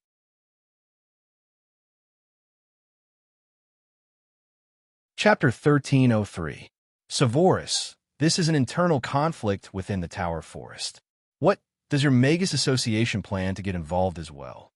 In an instant, Grimm recognized the other party's identity and said coldly. Grimm gathered a four-colored flame in his palm as he questioned his opponent. He then slowly caressed the black bug curse on his chest. The black color disappeared wherever the flame passed, and the strange bug curse actually let out a sharp cry, as if it was alive. It then turned into black smoke and disappeared without a trace. Seeing that his opponent was able to use the laws of fire to break his bug curse, Severus, who had walked out of hiding, couldn't help but laugh coldly. Don't talk about useless things. Weren't you very arrogant last time at the association? You even defeated that girl, Olivier. Today, I'm only here to represent myself. It has nothing to do with the Magus Association. I just don't like you, and I want to see you suffer. What can I? Severus was a short Magus. His back was curved like a bow, and he had a sharp, hooked nose and dark green eyes. When he smiled bitterly, he revealed a mouthful of charred yellow teeth. He was almost completely bald, and there was only a sparse circle of light yellow hair at the edge of his skull. He wore a pure black magus robe that was decorated with all sorts of magical gems. His every movement reflected a dazzling light that was too much for the eyes to take in. At the 4th level, most elemental magi's appearance, body shape, and habits would be influenced by the power of laws they had been immersed in day and night, thus becoming different from others. Severus specialized in curse-type magic, so he used a special spell to transform his body into a voodoo type. This way, his body would be compatible with his innate talent as a magus. However, this also resulted in another consequence. His voodoo body had been corroded by the terrifying laws of darkness to the point where it was unrecognizable and no longer looked like a human. This corrosion was at the level of the laws, and there was no way to repair it with ordinary methods. Thus, in the magus world, magi of darkness who trained in necromancy, curses, voodoo, and pain were all extremely ugly and terrifying. The only reason was because of the influence of the laws. All the magi of the central continent couldn't help but frown when they saw this guy, and their gazes became filled with hesitation. Although Severus had made it clear that the sneak attack on Grimm was his own doing, as he was the most infamous, super powerful being in the Magus Association, it was hard for others to separate his actions from the Magus Association. If the battle just now was a civil war in the Scattered Towers, then the nature of the war had changed with Severus's appearance. At this moment, not to mention the many magi of the central continent, even Monash, who had just fought a bloody battle and was gasping for breath, was caught in a dilemma. He did not like Grimm and the Crimson family's domineering ways, which was why he accepted President Frid's invitation to teach this young and arrogant Tyr 4-wizard a lesson. Even Monash couldn't help but furrow his brows, his face full of anger and indignation, when asked to join forces with an outsider to bully the local wizards. Magus, Magus, Magus, Magus said, Magus, Magus, Magus, Magus, Magus, Magus, and Magus, Magus, Magus swept. Guild leader Fred, what do you think? Without batting an eyelid, Grimm kicked the ball to the feet of the bitter-faced President Fred. When the other party heard Grimm call out his name, the bitterness on his face deepened. But at a time like this, he had no choice but to express his stance. After a moment of hesitation, Fred took a step forward and said hatefully, Grimm, ever since you reached grade 4, you've been disrupting the order of the Spire Forest. This has already aroused the dissatisfaction of all my colleagues in the Central Command. Everyone is gathered here to suppress your cruelty and recklessness, so I think Severus's participation in the war is understandable. Seconded, Vice President Merva also took a step forward. This is all because of your misdeeds. There is no such thing as a civil war or a foreign war. That's why, Grimm, don't even think about getting away by stirring up a conflict in the territories. That's right. If you're scared, you should admit defeat as soon as possible. As long as you lower your head and admit defeat and sign a contract to never expand, we will still allow you to continue existing in the central continent. Nicholas and Matthew, who had always been fierce on the outside, also jumped out and fanned the flames. On the other hand, Sorceress Clara, who had always been swift and decisive, had an ashen expression on her face. She lowered her head in silence and did not say anything. Grim did not care about these clowns at all. The only ones who could pose a threat to him were the so-called super-powerful beings. Hence, Grim's gaze fell on his opponent, Monash, and he quietly waited for him to express his stance. Using this opportunity, Monash's golden titan form had already healed the wounds on his body. The Scar Giant's body was now as clean as new, sparkling like jade. He looked around the battlefield, and his tall and imposing body shook slightly. With a flash of dazzling golden light, he had already returned to his normal form of 3 meters tall. Uff! Monash spat hatefully, and his saliva flew out like a bullet, leaving a deep hole in the ground. I'm not as shameless as you. If there's a fight, it should be the wizards of the Central Continent. What's the point of calling a few outsiders? I'm not going to fight today. You can fight however you want. I'm not going to participate. After saying this, Monash did not look at Fred and the others, who were so angry that their faces had turned purple. He waved his sleeves and left, disappearing from the battlefield with a few leaps. Kikik, I didn't think that there would be some hot-blooded fellows in the Central Continent. If he wants to leave, then so be it. It won't affect anything. Come. You're Grim, right? Come, let me play a few moves with you. This way, you won't have to rely on your 2 divine weapons to act all high and mighty in the Central Continent. Savorius turned his head and said, Hey, I help you get rid of a huge problem today. Don't tell me you're just going to watch from the side. Come. Let's all attack together and beat this Grim to the ground. As soon as he finished speaking, Savorius stretched out his shriveled right hand, which looked like a chicken's claw. In the blink of an eye, he drew 3 strange green runes in the air. As soon as the runes were completed, they emitted a gloomy green fluorescence and disappeared on the spot. Half a kilometer away, Grim felt his molten body turn slightly cold, and 3 strange runes appeared on his tall body that was covered in raging flames. If it wasn't for the 4-color protective barrier around his body that shot out the power of the law and time, the 3 runes would have penetrated his body and penetrated the core of his power. Beep. Host has been attacked by a cursed rune. Preliminary effects: aging, blindness, and confusion. The rune attack has been blocked by the law barrier, and its effectiveness has been reduced by half. Host will suffer the effects of aging, constitution -5, blindness, unable to see, range of spiritual perception reduced by half, confusion, unable to lock on a vision, 50% chance of error in locking on his spiritual perception. Estimated duration of the curse: 7 seconds. Damn it. What a terrifying, dark curse. One had to know that with Grim's grade 4 magic resistance and powerful law barrier, most curses would not work on him. Even if they did succeed, they would not last more than a third of a second. It was nothing like Savorius's curse, which was so powerful and lasted for such a long time. 7 seconds, and this was after the law barrier had blocked the attack, reducing the power of the attack by nearly half. Only then did it become 7 seconds. If it was an ordinary magus, these curses would probably destroy half of their vitality and turn them into a blind man or a madman, causing them to run amok on the battlefield. Savorius snorted when he saw Grim's 4-colored radiance dispersing half of the curse rune's power. He grabbed a black wooden staff from the void and flashed to Grim's side, shooting a series of shadow bolts at him.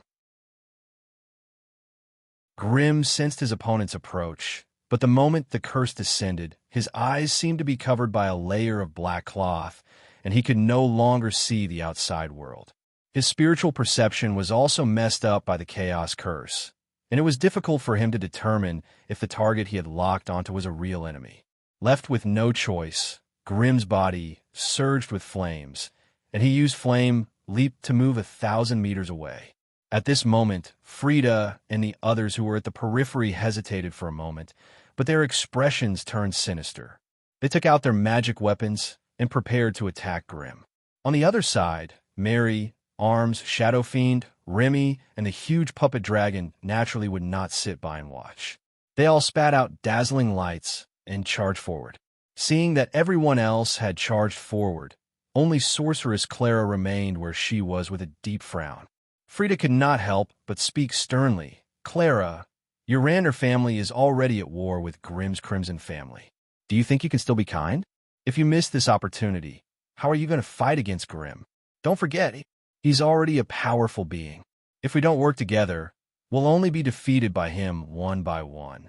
Clara's face twitched a few times, and her expression gradually became sinister and terrifying. Grimm, if I help you now, we'll write off our previous grudges. How about it? Sorceress Clara suddenly shouted loudly. The content of her words was so shocking that all the participants could not help but be stunned on the spot. Damn, how could things be like this? Deal. Grimm laughed loudly. Actually, I've always admired you, Sorceress Clara. It's my honor to be able to fight alongside you. I hope you keep your promise. Sorceress Clara's expression turned slightly better. She whistled, and the red-eyed monkey that was originally crouching on her shoulder flipped out. Its body instantly expanded into a terrifying baboon, and it charged towards Frida and the others with a shrill cry.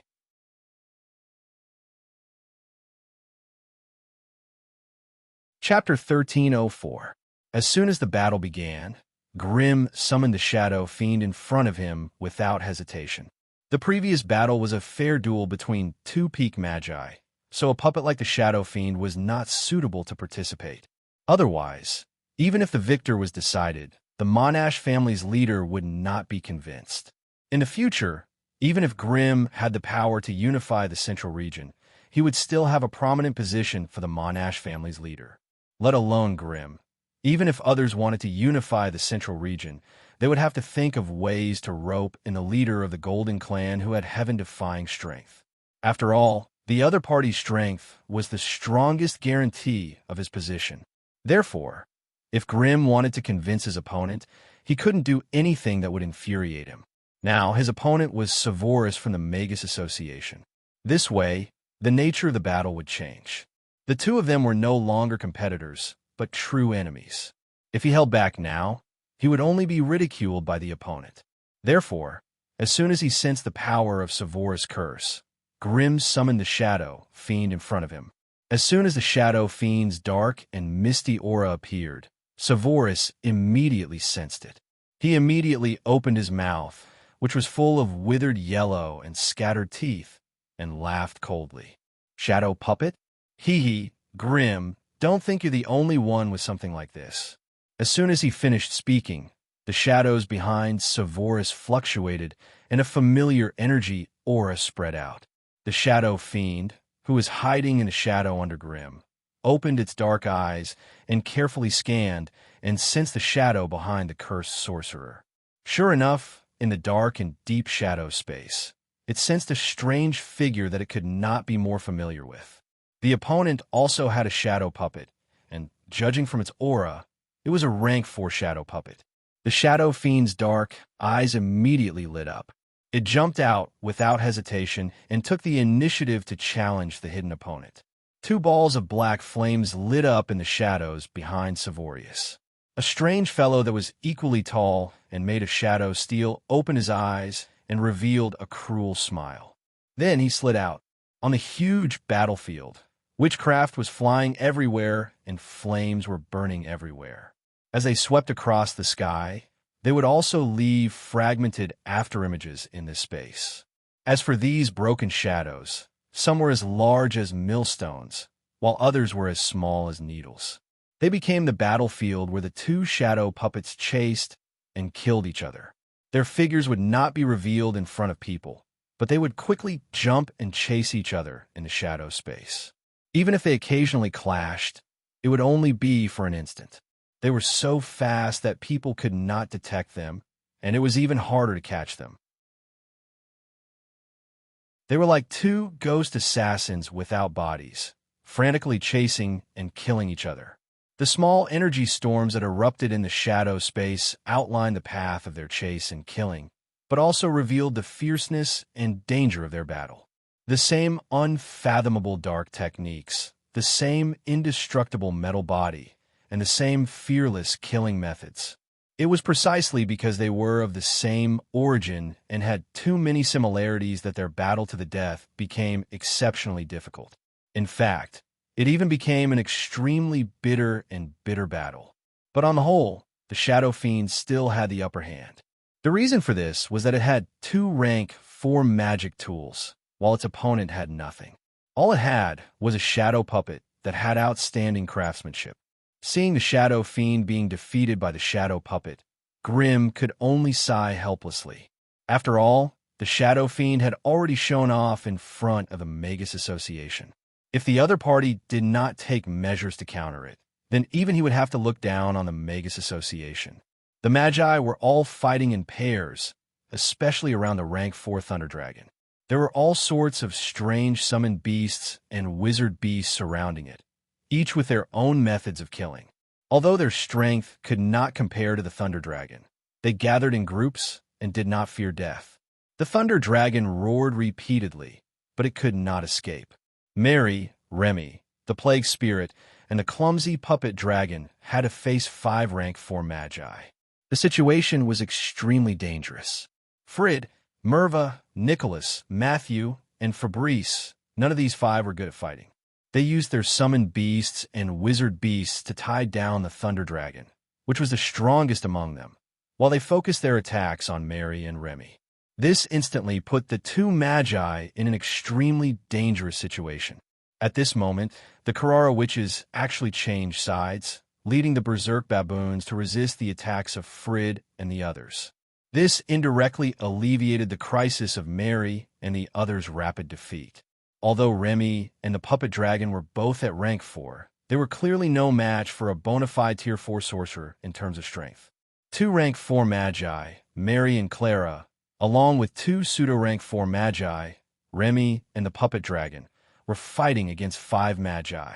One could imagine the difficulty and thrill of the situation. However, no matter how intense the battle was, it was only a side battlefield. The true deciding factor of today's battle was still the 2 super powerhouses.